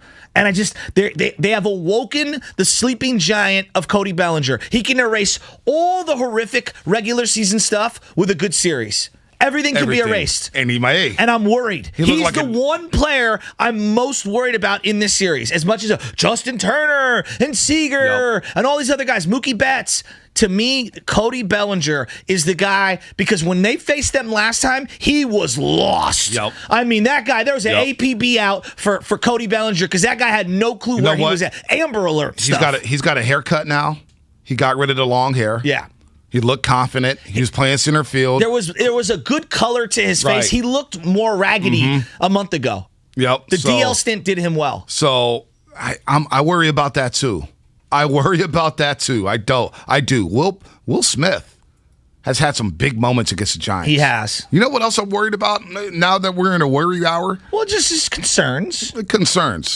I'm concerned about Tyler Rogers. Against the Dodgers this year. 9 ERA. He's got a 9 ERA in 6 innings pitched this year against the Dodgers. He's given up 6 runs, 2 homers, 2 walks, struck out 5. Dodgers hitting .250 against Tyler Rogers. If there's one area of the team that, in my opinion, needed the biggest rest right now, it's not even the starting pitching, although Gausman's going to get a couple extra days, which Kapler said was just huge for him.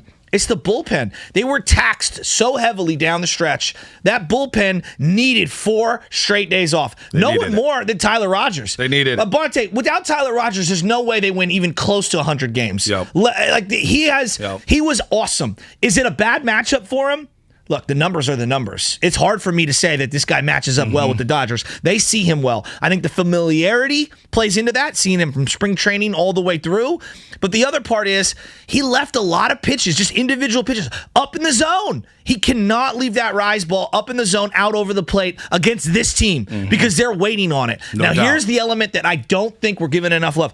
They have very little at-bats against Camilo Duvall. He's the X factor. That's what I'm saying. They haven't seen him. They haven't seen him. Camilo Duvall is the X factor. They haven't seen the slider. They haven't seen that fastball. And if I'm Gabe Kapler, I only pitch Duvall when I need to save a game. Like mop-up duty. If you're up 7-1, don't waste Camilo Duvall. No. Don't give them a fresh look at him. So I'm with you there. And here's the 3 guys that I think are going to be very pivotal to their success. Camilo put to the side. Alvarez, Garcia, McGee, the lefties. Because the lefties, to me, with their lineup being what it is, I want to see these lefties perform. They've got a lot of righties. So. No, I know, but you're gonna get Seager. Yeah. You're gonna get Seager up there and Bellinger up there. Those are 2 guys. I know. And the righties have to be important. It's the righties here, I don't Shasky. trust Lital. I don't want him to pitch. Leone, I want to pitch, or Leone. I still don't know what it is because I've heard everybody. It's Leone. Castro. We'll put it finally. It's Leone. Castro. Because the other day Major League Baseball was like Leone, the Major League Baseball Network, and I'm like, Leone, what the? You think about Betts. You think about Turner. You think both Turners, Justin and Trey. You think about Will Smith. Yeah, but they hit well against righties too. I know, but those are great players. You absolutely can't pitch to lefties against these guys. Here's a great example. I mean, like, what's his face? Garcia was as good against righties as he was against lefties this year. So, I don't know, B. Like, I'm looking at it. I think the lefties are going to be big in this one, especially in late game situations, because I don't really trust a lot of these other righties. You are listening to 95.7 The Game, KGMZ, FM and HD1, San Francisco, and Odyssey Station. Hunter Pence will join us in moments. And then we have a big station announcement in 15 minutes. Don't go anywhere. Big station announcement in 15 minutes. Hunter Pence coming up in just moments here on the Morning Roast as we get you set for Giants and Dodgers game number 1 tomorrow night, 6:37 p.m. Joe Shasky's ready to break some microphones. Walker Buehler versus Logan Webb.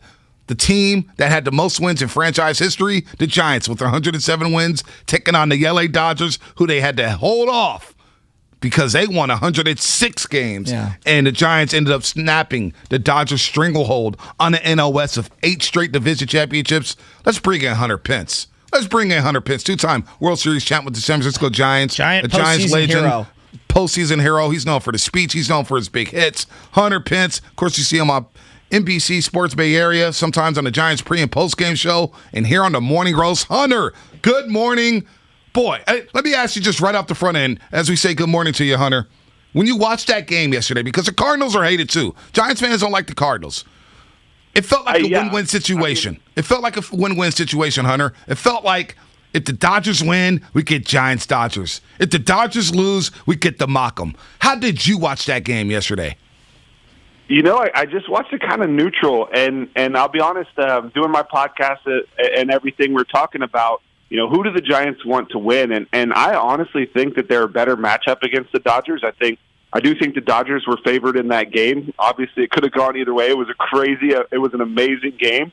But at the end of the day, I think the Giants and Dodgers match up well. The Giants always seem to play really well, no matter if the Dodgers are better or worse than them in that year. I just feel really confident in Giants-Dodgers. So, have you talked to any of the guys on the team? Are they excited for this? I don't even know if you keep communication like that. You know, you get texts and stuff from people. So, has anybody reached out and been like, yeah, we're ready for this one?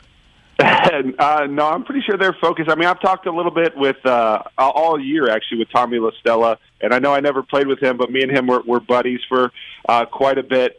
And, he loves it over there. And I got to talk with him before he came over. And I know the guys. I know what they're up to, and it's been fun to get to interview them on the other side in the pre and post, and get to pull out some of the personality and and watch, like the belt and the alpha captain.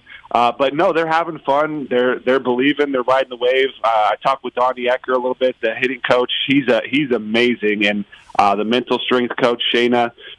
Everything is just really exciting in that clubhouse. They're really kind of in a good rhythm, and just they're dialed into the process, and they have such a good staff around Gabe Kapler, who's to me an emotional superstar. Great at making the calls as well, and then he's just the team around him, the hitting staff and the pitching staff. It gives all of those players every opportunity to succeed. I mean, this has got to be incredible. You've had lots of different playoff matchups against all kinds of different opponents, but never against like an NL West team. I mean, that's got to be really, really, really unique just from your perspective, because you always play a team from a different division, going up against whether it's the Padres, whatever. But this is the Dodgers, Hunter. I mean, this has got to mean a little something more. I mean, I know they all mean it, but the Dodgers and Giants. I mean, this is very special, and every year me and Buster would always talk about, man, it would be incredible. It would be so fun to play the Dodgers in a playoff series.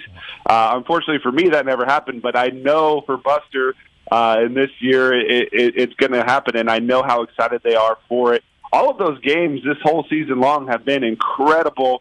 Just torture baseball, could go either way. The Tauchman robbing the home run game is one that really strikes a chord when I'm looking back and remembering the one where Bellinger threw the ball into the stands, and this one-run game, and just little things have made a huge difference. And these games have been insane. The game last night, the wild card game at Dodger Stadium, was crazy. And now wait till they get to Oracle Park. I know it's going to be quite the atmosphere. So it's exciting times, and the Giants fans have every reason to be excited because we are really good. We won 107 games. We hit more home runs than ever hit in franchise record. We have a strong bullpen, and we have strong starting pitching. Everything is good about this team. No, it is. You're right, Hunter. Giants won 107 games, as you said. Best record in baseball, and it was no fluke. They had the best record in baseball for 129 days, 129 straight days. So, Hunter, we see Walker Buehler versus Logan Webb on the mound. Logan Webb's first career postseason start. If you were in that clubhouse and you're sitting there batting fifth and Logan Webb's making his first start, what would Hunter Pence say to Logan Webb before his first start? I think Logan Webb is dialed in, and knowing Logan Webb from getting to talk with him and knowing who he is and the student that he is, I think he's in his zone, and it's just keep doing keep doing. His tempo's been up. Let your pitches eat. Trust him, like he's been doing, and he's got the stuff. I think he's got I know he's got the confidence. And we kind of hit that perfect storm with him, with young, crazy talent that's hungry for knowledge, that's put all of that knowledge to use, and it's all starting to work for him. So, if anything, the only thing would be is don't get too amped, because when you try to overdo your pitches, you don't have to do more because it's the playoffs. But he's pitched against the Dodgers. He's done well against them. So it's more of the same. Hunter, I seen you on the field for the Willie Mack Award presentation on Friday night, and just the Lamont Wade Jr. story is just absolutely incredible. You've talked a lot about how you get traded from one spot to the next, and you feel rejuvenated. But this kid, what he's done in the ninth inning it's unbelievable. I mean, it really is unbelievable. What do you think is the key to success for him in the late inning situations? Because I've never seen anybody be this clutch. I've never seen it either, and it's just he's so easy to root for because he just seems like such a sweet kid, such a electric talent and charming personality, and as cool as he is, his mom is even cooler. I mean, the first pitch strike, no pressure. I asked her if she warmed up. She's like, I don't need to. So, I guess he get it from his mama or something. But no, it is unprecedented what he's been able to do, and to win as a rookie, the Willie Mack Award is tremendously special. It speaks volumes of the kind of person he is, and it's been so fun to watch. And really, I want to give him all the credit in the world, but I also want to say, I really do think the hitting staff to pull out the power in him. Mm-hmm. I know how good they are, and I think they work together, and him being willing to listen and shape and mold has turned into an elite hitter, and his bat-to-ball skills are insane. They have to be, because in the ninth, with the game on the line, is going to be the nastiest pitcher you face. I don't care what the starters' numbers are. These guys, at the end of the game, throw the hardest. They're giving everything they have for one inning, and so that means that he just has insane bat-to-ball skills and just clutch gene. I don't know. You can't explain it, but it's fun to watch. Hunter Pence here on the Morning Roast on 95.7 The Game with Joe Shashky, the Butcher, and Bonte Hill. Hunter, you talk about the nasty bullpen that the Dodgers present. Blake Treinen and, of course, Joe Kelly, but Kenley Jansen yesterday struck out the side. Can you break down what it's like to be in the batter's box facing Jansen in a big moment there? Because he looked filthy last night. Yeah, I mean, they're kind of chasing the high ones. You got to lay off of it, and it's deceptive because it kind of stays on that same plane. And honestly, his ball moves differently based on where he throws it. So a lot of times, like the up and in pitch was like the nastiest one he had because it deceptively moves if he can hit that spot. But what you want to do is get him kind of, starting kind of middle, and in my opinion, you want to catch him out front. So I tried to like swing it nothing high, get something that was, in the belt region. And because it's cutting, for me, the bat path to pull the ball seemed like it matched the plane a little bit better. But I know a lot of the Giants guys have faced him a lot more than the Cardinals have. And I do really think the more you face him, the more you understand, because it's one of those unique pitches that no one else throws. So you got to lay off the high one. Sometimes lefties actually have a better matchup, righties have a better matchup against Jansen. It's kind of a reverse split. I haven't looked at his numbers this year, but in general, it seemed like it was easier for right-handers, similar to Mariano Rivera and his funky cutter. Yeah, that's an interesting point. The Camilo Duvall development is just it's unreal. It really is. There's certain guys that are just electric, and I don't want to miss one pitch of them throwing on the mound. Lincecum comes to mind. Like that's my guy. Not taking anything away from Kane and Bum. Those guys were hogs, for this team. But Lincecum had that electricity every time he stepped out there, and I get that same feeling. He's not there yet, but I get that same feeling from Camilo Duvall. What have you seen from the young guy? I mean, he feels like an X factor for this team against the Dodgers in the playoffs. Well, 100%, and you want as many guys throwing 100 billion miles an hour as you can get on your team, especially ones that aren't afraid to fail, that aren't afraid of the moment, and that are calm and trusted. And he's kind of got that, that Hercules presence out there that, just I remember someone talking about in a huge game, like he was coming in and the ninth inning. I think this was the first game of the last series against who were they playing in that series? I can't even think now because I'm so focused. Padres. Yes. Padres. The Gosman game. It could have been clinch day if the Dodgers lose, and it's just like the music, the sound, he's doing his prayer, boom, the lights hit, and it's just, you feel, like you said, like this extra aura or just energy that lights the stadium up. And guess what? Here comes a guy throwing the hardest in the league, like as hard as anybody has ever thrown the ball. So 101, 103 sometimes. But I know that he did have kind of a bad first half in AAA and was getting hit around. So he figured it out. He's found his way. And to me, how do you handle failure? And he just kept going, kept working. And now you're seeing kind of one of those souls that's not afraid, that knows how good he is, and this is the moment. So it's going to be exciting to watch him. Reliever of the month from like a first half 6 ERA in AAA is pretty incredible. It's incredible, man. It is really fascinating. Camilo Duvall, as we talked to Hunter Pence here on the Morning Roast, getting you set for Giants Dodgers tomorrow night, Game 1 of the NLDS. First pitch at 6:37 p.m. Walker Buehler, who's 3-1 against the against the Giants this year, against Logan Webb, who also had a solid ERA against the Dodgers at 2.25 this season in 3 games pitched against the Dodgers. Hunter, we hear that you're going to be doing some playoff coverage on MLB Network this Saturday and Sunday. What will you be doing for the MLB Network as you break down the playoffs this weekend?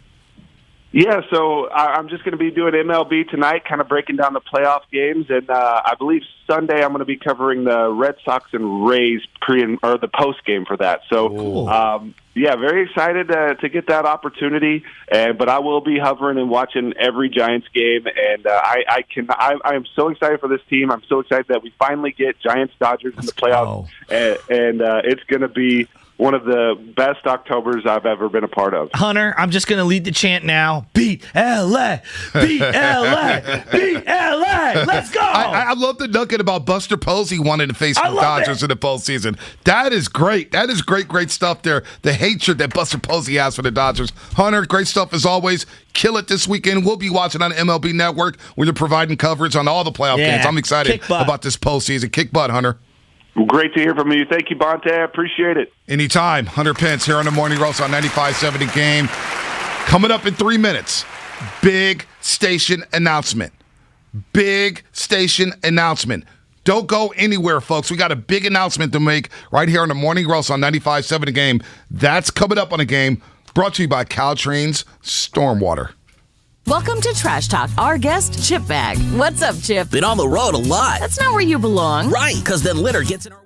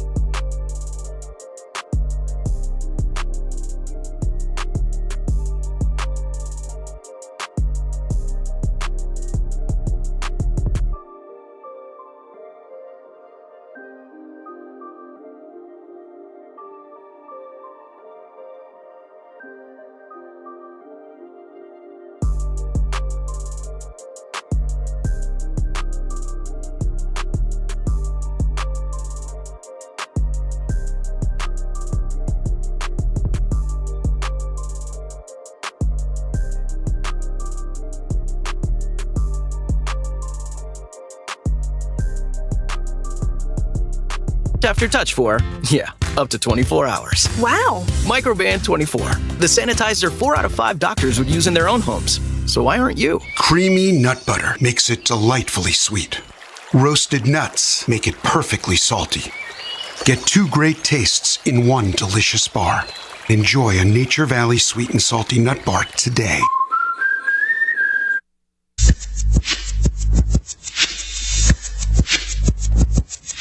Now, back to the Morning Roast, presented by Timeless Coffee with Bonte and Shasky. Download the Odyssey app and favorite 95.7 The Game to get breaking news updates as well as links to the top interviews. Jimmy Ward was on with Damon right on Kolsky yesterday. It was really good stuff, and that was one of the best moments on the game. Powered by DuckDuckGo. Privacy simplified. Now it's 9:19, about 4 minutes late from our big announcement. But that's okay. We kept you here long enough. Big time announcement coming up here on 95.7 The Game. Not big time bats. Not big time bats. Big time announcement here for the station. Hit the beat, Langford. All right, big time announcement. We got somebody joining Death Row Records, a.k.a. 95.7 The Game. This man hails from Foster City. He's a Bay Area native. He's a host on the Pac-12 Network. He talks Stanford, Oregon, all Pac-12 football. I like that. I already like it.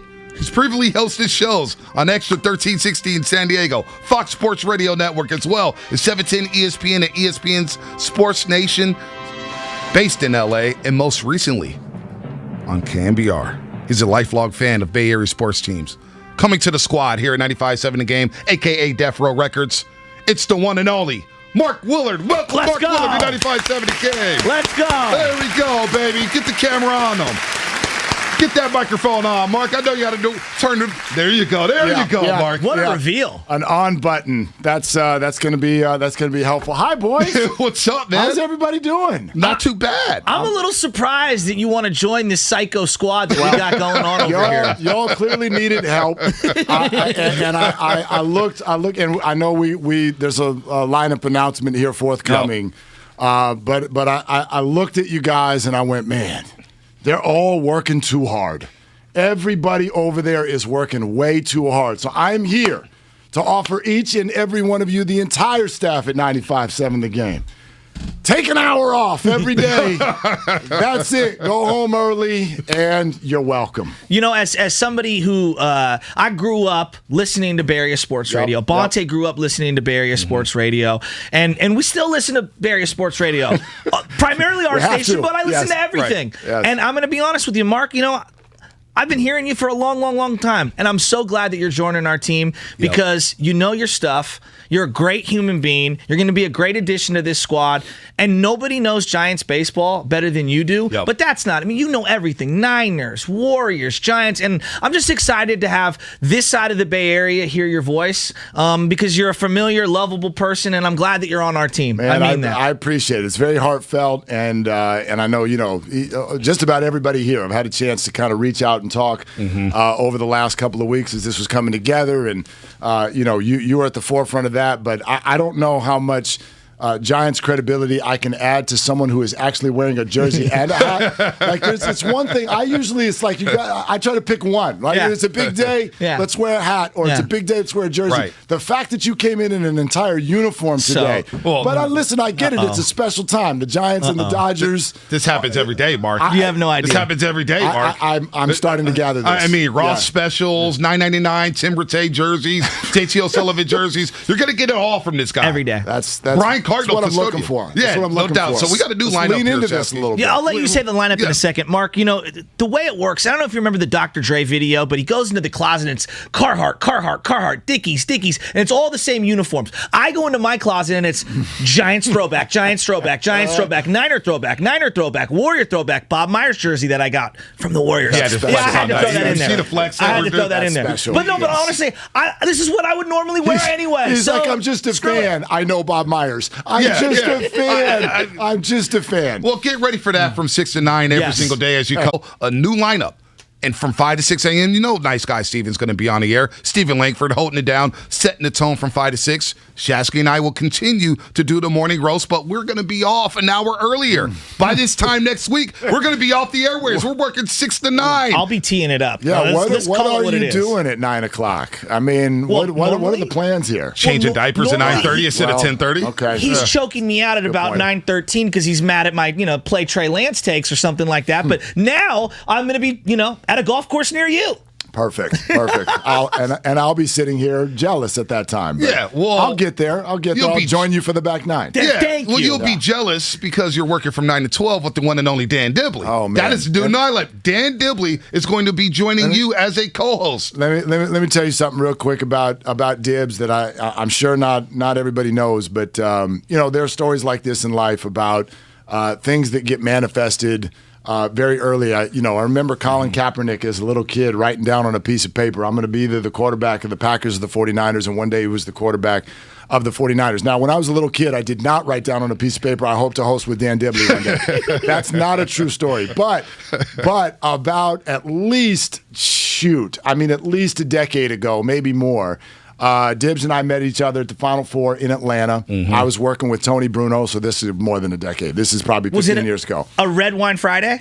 Aren't they all? Yeah. Right. Might have been a Red Wine Wednesday. Yeah, Red whatever. Wine I used to listen all Tuesday. the time. Yeah, so Other than that, we watched, I want to say this was the UCLA Florida Final Fours. Oh, yeah. When they lost back-to-back years. We watched that together. Dan and I became quick friends, and through the years, we have always, even when I was in L.A., in San Diego, we've talked about, man, it would be cool one day if we got to chop it up together.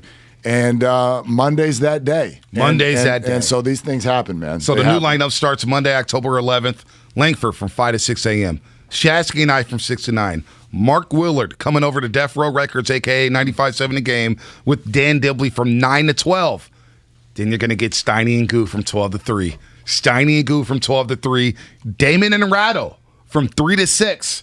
And then Matt Kolsky will be holding it down at night from 6 to 10 p.m. That lineup takes place Monday, October 11th. Mark Willard joining the squad here as a good time for Bay Area sports. You got Giants, Dodgers. You got the Warriors. You got the Warriors. A great time. Trey Lance, baby, starting at quarterback for the 49ers, ushering a new era of 49er football. But we got to start with what's happening down at 3rd and King with the Giants and Dodgers. Giants with 107 wins. Dodgers with 106. So before we get started, how did you watch the game yesterday? Was it a win-win for you? Cardinals win. You get the jokes off about the Dodgers. Dodgers win. You get Giants, Dodgers. How'd you watch that game last night? Okay, first of all, I took my 2 sons to the stateroom in San Rafael.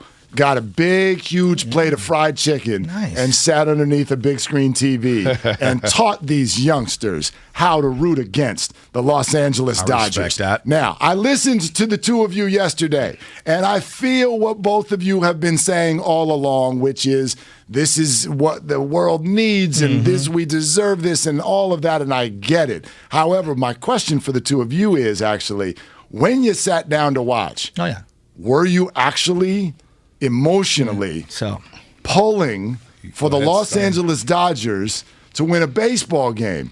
Because for me, it became less about who do I want to see the Giants play and more about the day in and day out function of this body, mind, and spirit you're looking at right now is not capable of rooting for the Los Angeles Dodgers to win a baseball game.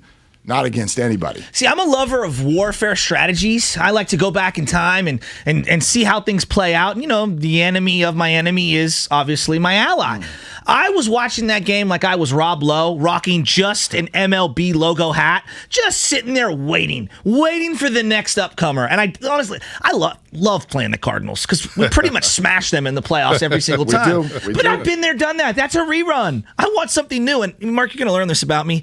Bonte, he watches like the weakest games. I mean, the crappiest game on the schedule, Bonte will watch all 4 quarters. He'll break down the long snapper on, Wyoming, for example. He'll have a take on all that. Me, I'm into the comic books, the Marvel, Star Wars. I believe in destiny and fate. This is Luke Skywalker going up against the evil Empire. They were destined to do this. Exactly. Sign me up. Sign me up. I want this in my life. And my entire life, I tell this guy, go out to Candlestick. I grew up near Candlestick. I used to go out to games for $1 with my dad. We'd sit out in the family pavilion. And I remember the first time I saw Tommy Lasorda come out in the satin blue Dodger coat. And I was sitting there. And the words that I heard from all 2,000 fans that were out there on a Wednesday day game as everything was blustering and blowing and plastic was everywhere. And I seen Tommy Lasorda kissing the crowd, blowing waves, and everybody was booing the damn hell out of him. All I have ever wanted in my life was one playoff series, Giants-Dodgers. And now, David, that's who we are. We're not Goliath. We're not the World Series champions. Although we had 107 wins, they're the team on paper that's the greatest of all time. Sign me up for this. This is going to be epic. This is biblical. Go ahead, Mark. It's nothing to run from. But in the moment last night, like I live by rules. Okay. If you come to the door and you try to sell me something, you could ring on the doorbell. And are there even doorbells anymore? You could ring the doorbell, knock on the door, okay? And you could say, I'm selling second chances. All you do is give me $5 and I'm going to give you a lifetime of second chances. My answer is, get the hell off of my doorstep. You don't sell things door to door. I'm not buying something at my doorstep. You don't knock on the door. It's 2021. That's not safe anymore. That's how the Los Angeles Dodgers are. I don't care what you're selling me. I have a rule. I do not sit down and root for that baseball team, no matter who they're playing. I get so that. I'm not going to lie to you. In the top of the first inning, when the Cardinals got some guys on base, did it feel good when they scored? They scored that first run. I said, you know what? This was what I was thinking. I was like, I kind of don't want to play the Cardinals because they're scared of living daylights out of me. Did you bet in Nolan game? Arenado. No, I didn't bet. I haven't bet in a few. I haven't bet since Ohio State burned me against Oregon. Tuesday. I haven't bet since Ohio State burned me against the Oregon Ducks at the Horseshoe. I'm taking a hiatus. But when that game started, and I'm looking at Max Scherzer, and I'm looking at the Dodger blue, and I see Justin Turner with the button on top, unbuttoned, and the red hair. I did want to see the Dodgers lose. But again, I thought it was the ultimate win-win. Like when Chris Taylor hit the home run, I was like, TV off, I'm playing Madden. Let's go Friday night, Dodgers-Giants. But I was not like, Max Scherzer, you got out of that jam. I can't do it. No. When Trey Turner hit the double play in the bottom of the third, I said, whoo, let's go, Wayne, right? There you go, baby. I was jacked up for the Cardinals. So, no, we weren't rooting for the Dodgers, but we're in the entertainment business. Oh, no, it's on. Come on. It's on. Seeing Dodger Blue infiltrating Oracle Park at 3rd and King, we've never seen that. Like, we've seen Yankees and Red Sox over and over and over again. And, like, it was cool in 04. It was cool when they came back from 03. It was cool to see all that at Yankee Stadium and Red Sox fans going down to old Yankee Stadium and winning Game 7 with Johnny Damon hitting grand slams. I wanted that. And we finally get it, Mark. We finally get it. Yeah, no, it's going to be great. And the other thing that we haven't mentioned yet is that not only do we get Giants-Dodgers, but the saving grace is we do not have to watch the right shoulder and left shoulder bounce up and down around the bases of Max Muncy. So at least if the Dodgers are coming to town, we do not have to go get the damn ball out of the ocean. The Giants lost their first baseman. You lost your first baseman. Call it even. Let's go play. I don't hate the series, obviously. This is going to be amazing. But going into last night, there was no doubt what I was hoping would happen. This is what everyone dreams for, rivals. I mean, this is ultimate rivalry, right? Like, Sacred Heart St. Ignatius are going to play in the oldest rivalry west of the Mississippi, the Bruce Mahoney. Rivals. The Cats versus the Irish. Bloods and Crips. Hatfields, McCoys. I mean, Dogs and Cats. Giants and Dodgers. This is incredible. Like, straight up. And Bonte is so full of it. Bonte wanted the Dodgers the whole way. Don't even kid yourself. I did not root for the Dodgers. Entertainment value through the roof. Mark asked me if I was rooting for the Dodgers. I was not. Yeah, Scherzer. Woo, what a move by Dave Roberts. You were like a comic book villain. Excellent. Montgomery Burns. I wanted Giants Dodgers. And you got it. But this is what I said on the front end. I said it yesterday. I tweeted it out. This is a win-win situation. Dodgers lose. Guess what? You play one more game in the Arizona Diamondbacks. 106 wins for nothing. You play one more game. So I was going to get the jokes off more. Look, it was the ultimate win-win situation for a Giants Twitter fan. matters to him. It was relaxing. I will tell you this. Trash talk matters. How many times did this thought go through your head? I sat there watching that game, and I went, good Lord, if this were the Giants in this game, I would be puking the whole night. Like that felt so. And then it was 1-1 in the 7th, and then the 8th, and I'm like, if the Giants were in this game, I would have had to have. Yeah, I would have gone to a different mental place, and I don't know if I would have come back. So they made it. They made it. Good on them. Let's see what happens. Mark, my dad is texting me furious about the guy coming back on the tag up, touching the base. I'm thinking to myself, Dad, you don't even care who wins this game. Well, Dad's watching baseball is already a difficult he's thing. Gonna have a heart attack. That little box. Can we talk about the box was not there? Oh my last God! night? And can I get a miles per hour on the screen? The box was not there. Which I immediately thought of my dad because the box has ruined baseball for my dad. 100%. My dad's my gosh. I hope something doesn't happen to his health when that ball is an inch outside and the umpire calls a strike. And then he just, oh my God, it's outside. I mean, he will pace around the room. I'm like, Dad, the umpire can't see the box. Yeah. Right. You know that, right? And so I thought of him. I'm like, whoa, there's no box. But then immediately I'm like, I don't know. I kind of think I need the box now. You gave me the box. He said it. You know what, though? I need the box. I like the box on the replay. But during the actual game, I was like, this is old school. But we're There's so accustomed to it. Yeah, but you know what? I got to the 5th inning. I said, you know what? I like the fact that there's no K-zone right now. Do you think they did that so the umpire doesn't get scrutinized even more? They did that because Angel is going to be a part of this damn umpiring crew. Which and game they're like, is he? you know what? If we put the box on the screen, the world's going to end. Let's not end the world. What's one pitcher who concerns you? One? For the Dodgers. Maybe it's two. Maybe it's a starter and a reliever. Because I have concerns about Tyler Rogers against the Dodgers. Oh, you're talking about a Giants pitcher. As a Giants pitcher, well, yeah. I mean, he's obviously has struggled against. He struggled against the Dodgers. Starting pitcher is Anthony DeSclafani because he's going down to Dodger Stadium possibly to pitch Game 3. That's the game right now. If I had to point to something that you're like, geez, that doesn't look great, is DeSclafani. Yes, he did redeem himself against the Dodgers late in the season, but a Scherzer, DeSclafani Game 3 home crowd energy at Chavez Ravine. Oh, gosh. On paper, that doesn't look great. However, nothing's looked good on paper for the Giants all year long, and here they are. Scherzer struggled in his last 3 starts now. And so has Buehler, and so has Urias. Like, they're pitching, I mean, in a relative sense. Yeah, I was going to say. They have not been as dominant as they were, and Gausman and Webb Well, Gausman thankfully found himself the last 2 games. I thought there was something to the Casale thing catching him. There's times a catcher just gels with you. I don't know what it is, but to me, the split command was just crucial for him. But he comes out of the game with the sore arm. Right. I don't know. We'll see what happens with Gausman.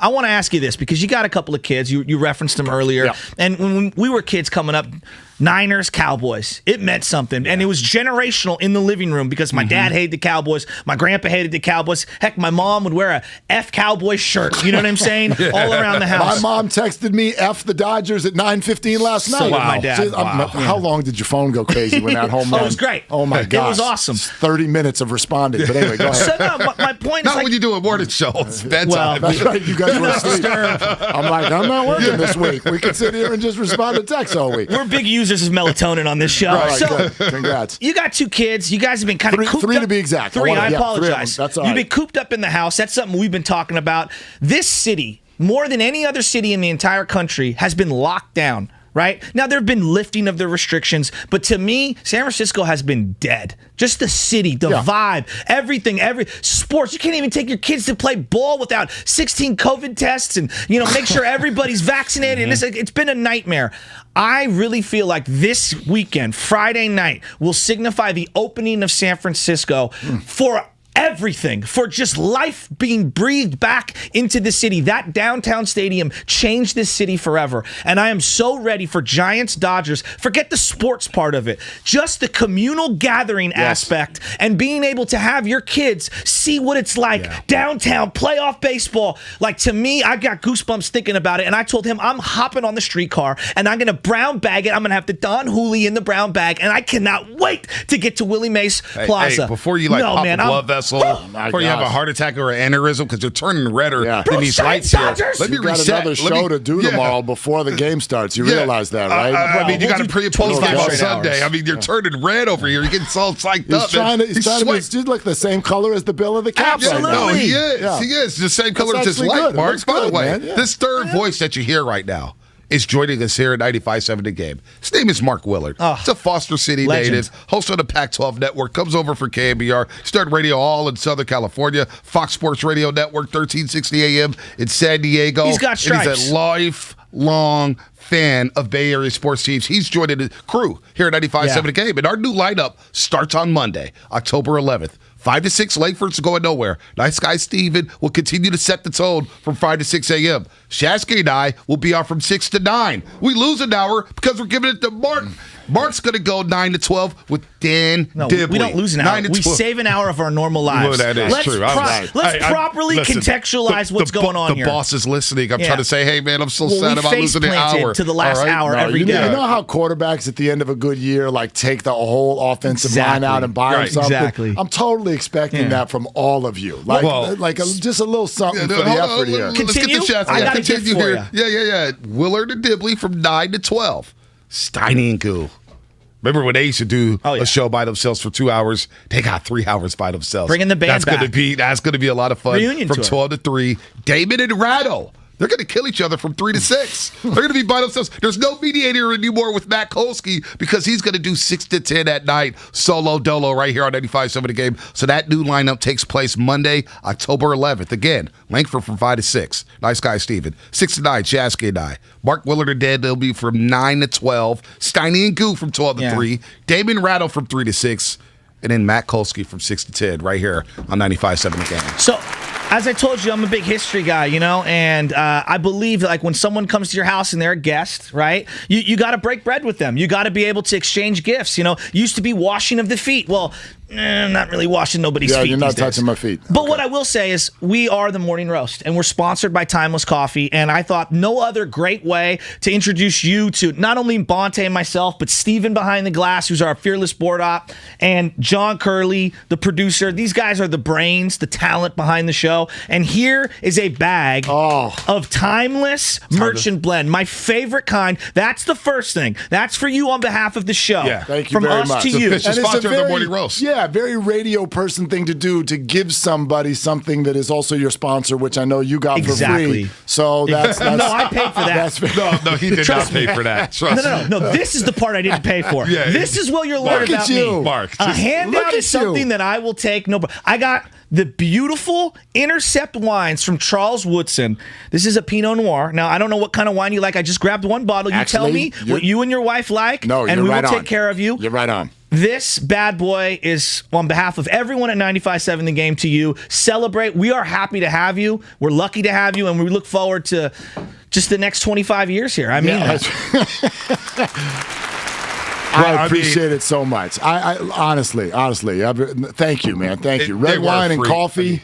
Come on, this guy's bragging about a jersey for Bob Myers, which he didn't pay for. Yeah. Shasky, he's all free about that free 99 movement. I won't need to eat this weekend. If I got red wine and coffee, we're ready to go. I don't know if I'm going to need the coffee till Monday because the Giants and Dodgers is probably all the adrenaline that I need. You were saying a minute ago about how the city's been dead. I mean, I've had a great look at this doing shows from the studio until midnight. There are nights I walk to the car, I've seen more coyotes than people. Oh, yeah. And I'm not joking. I know. At Broadway and Battery, the coyotes are back, right? Everybody's nodding. Right. They've eaten all the raccoons. Right? Yeah. But I'm not going tomorrow night, Saturday night. Those two sons of mine, I'm taking them to that game. I'm going to wrap them in bubble wrap because there's going to be weird Dodger fans that are going to – the emotion, I've thought about this now.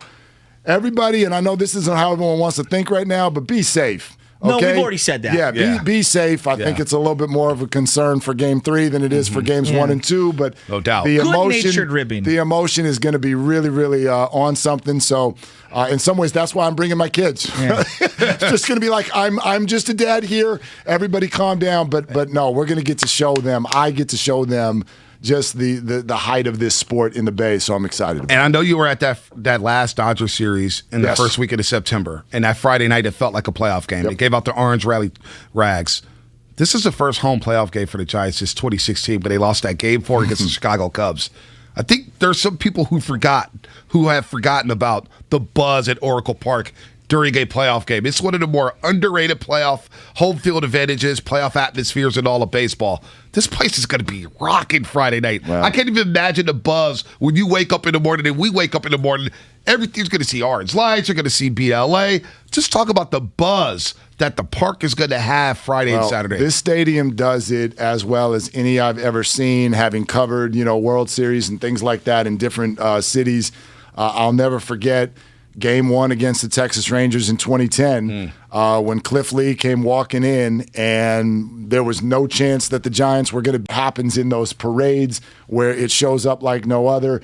And what we've been through since then. We've been through the disappointment of 2016. We've been through changes in the game of baseball, and now we've been through a global pandemic, and hopefully the next 48 hours brings it all back, because there's nothing like it. I mean, we've had winning unlike any other. Like, we really have nothing to complain about. These are the golden era of Bay Area sports. We obviously had the Warrior dynasty. Yep. I mean, I never thought the Warriors were going to win one, let alone beat LeBron James, let alone go to 3-5. I just want to see him in the playoffs. Have one of the greatest players who ever played, Steph Curry.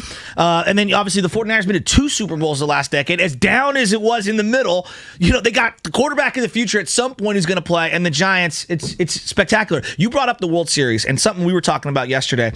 To me, the World Series was great in 2010. But the big hurdle was the Phillies. The Phillies were the unbeatable team that was at the top of their game. We were saying in baseball, you almost can't name the lineups these days. Because everybody's platooning, everybody's faceless. It's all about the matchups. But the Dodgers are old school. Their lineup is like 7 deep. And then, they rotate a couple of guys. I get a lot of Phillies vibes in terms of this is the dragon to slay to get to that next level for the Giants. No question. And the same thing that happened in that series can happen in this one. I know for a lot of Giants fans, when you watch that home run leave the ballpark last night, your thought is, oh crap, now we actually have to go do this thing, and we're not going to be favored to go do this thing. No matter how many games the Giants won this year, people still have a hard time buying in. They still have 107 wins, and a good portion of the fan base is like, I don't know if they're actually skeptical. Good. They are actually good. It doesn't mean they're going to win this series, but Cody Ross can homer off Roy Halladay. Yes. And so therefore, Tommy LaStella can take Max Scherzer deep. No doubt. Those are the kinds of things that can happen. This team has been built on that, and there's no reason that this next week would be any different. Some of the best moments of the season for you when you look at this Giants team, because we talk about Mike Tauchman's catch down at Dodger Stadium, which I thought flipped the confidence.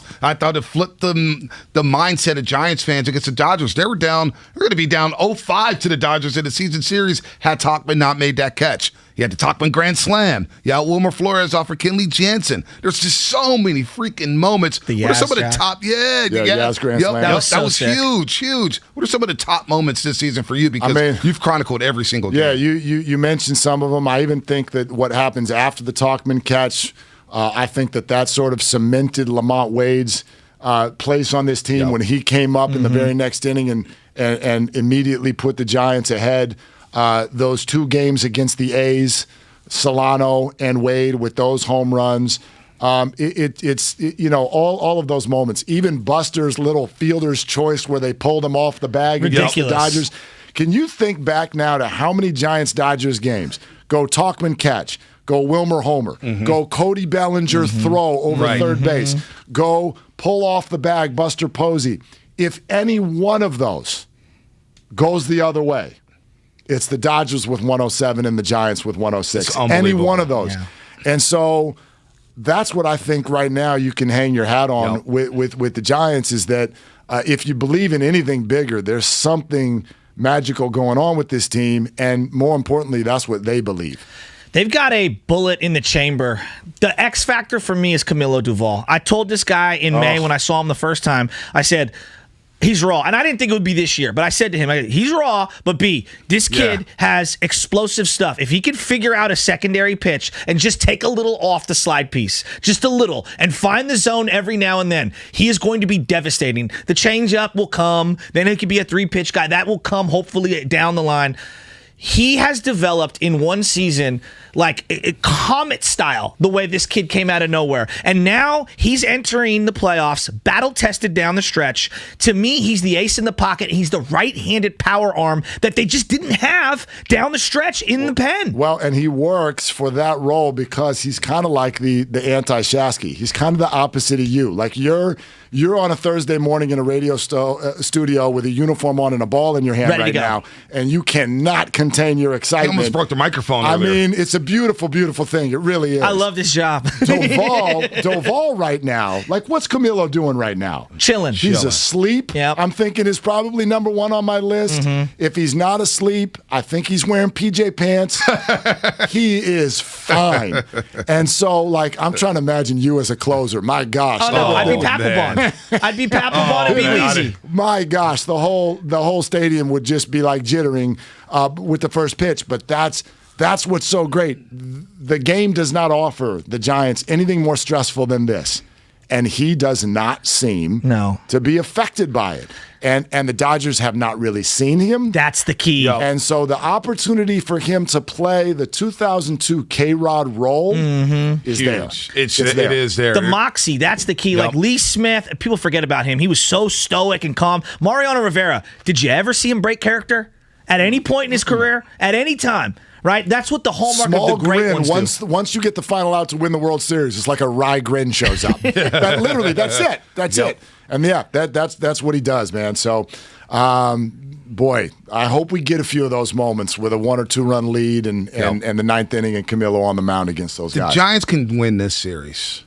You think about the Giants or the Dodgers winning 8 straight NL West championships and the one World Series. Granted, they won a World Series in a 60-game season. They beat, I know, right? I throw a little star next to it, an asterisk. I mean, you're playing neutral site games. I know some of our media brethren get really, really ticked off. Oh, I know. When last year gets blown off, but. Try to tell me that was the same as everything else. It's not. It's not. It can't be. You're playing in Texas. You played neutral site games in Arlington. You played against 8 teams all season. I'm not here to tell you it's nothing, but to say that it's the same thing. It's not equivalent. Especially with what we just watched, this race down the stretch, there was none of that. Think about that. Fenway was popping. Yes. And then you go to this sterile environment. Like, no, I totally agree with you. Think about that. So you have 8 straight division championships. You get that one little World Series that we're all questioning.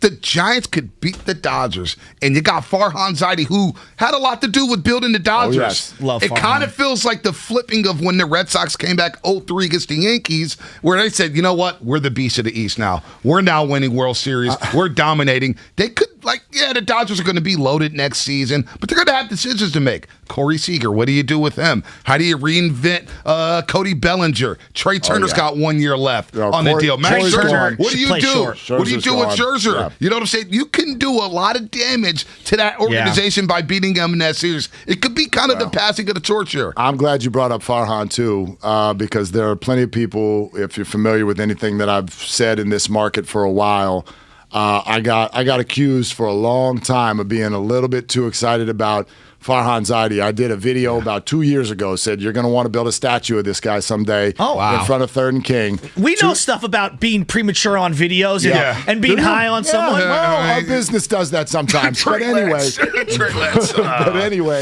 But if you believe it, you believe it. But this series is a culmination of so much of him. This is his bowl.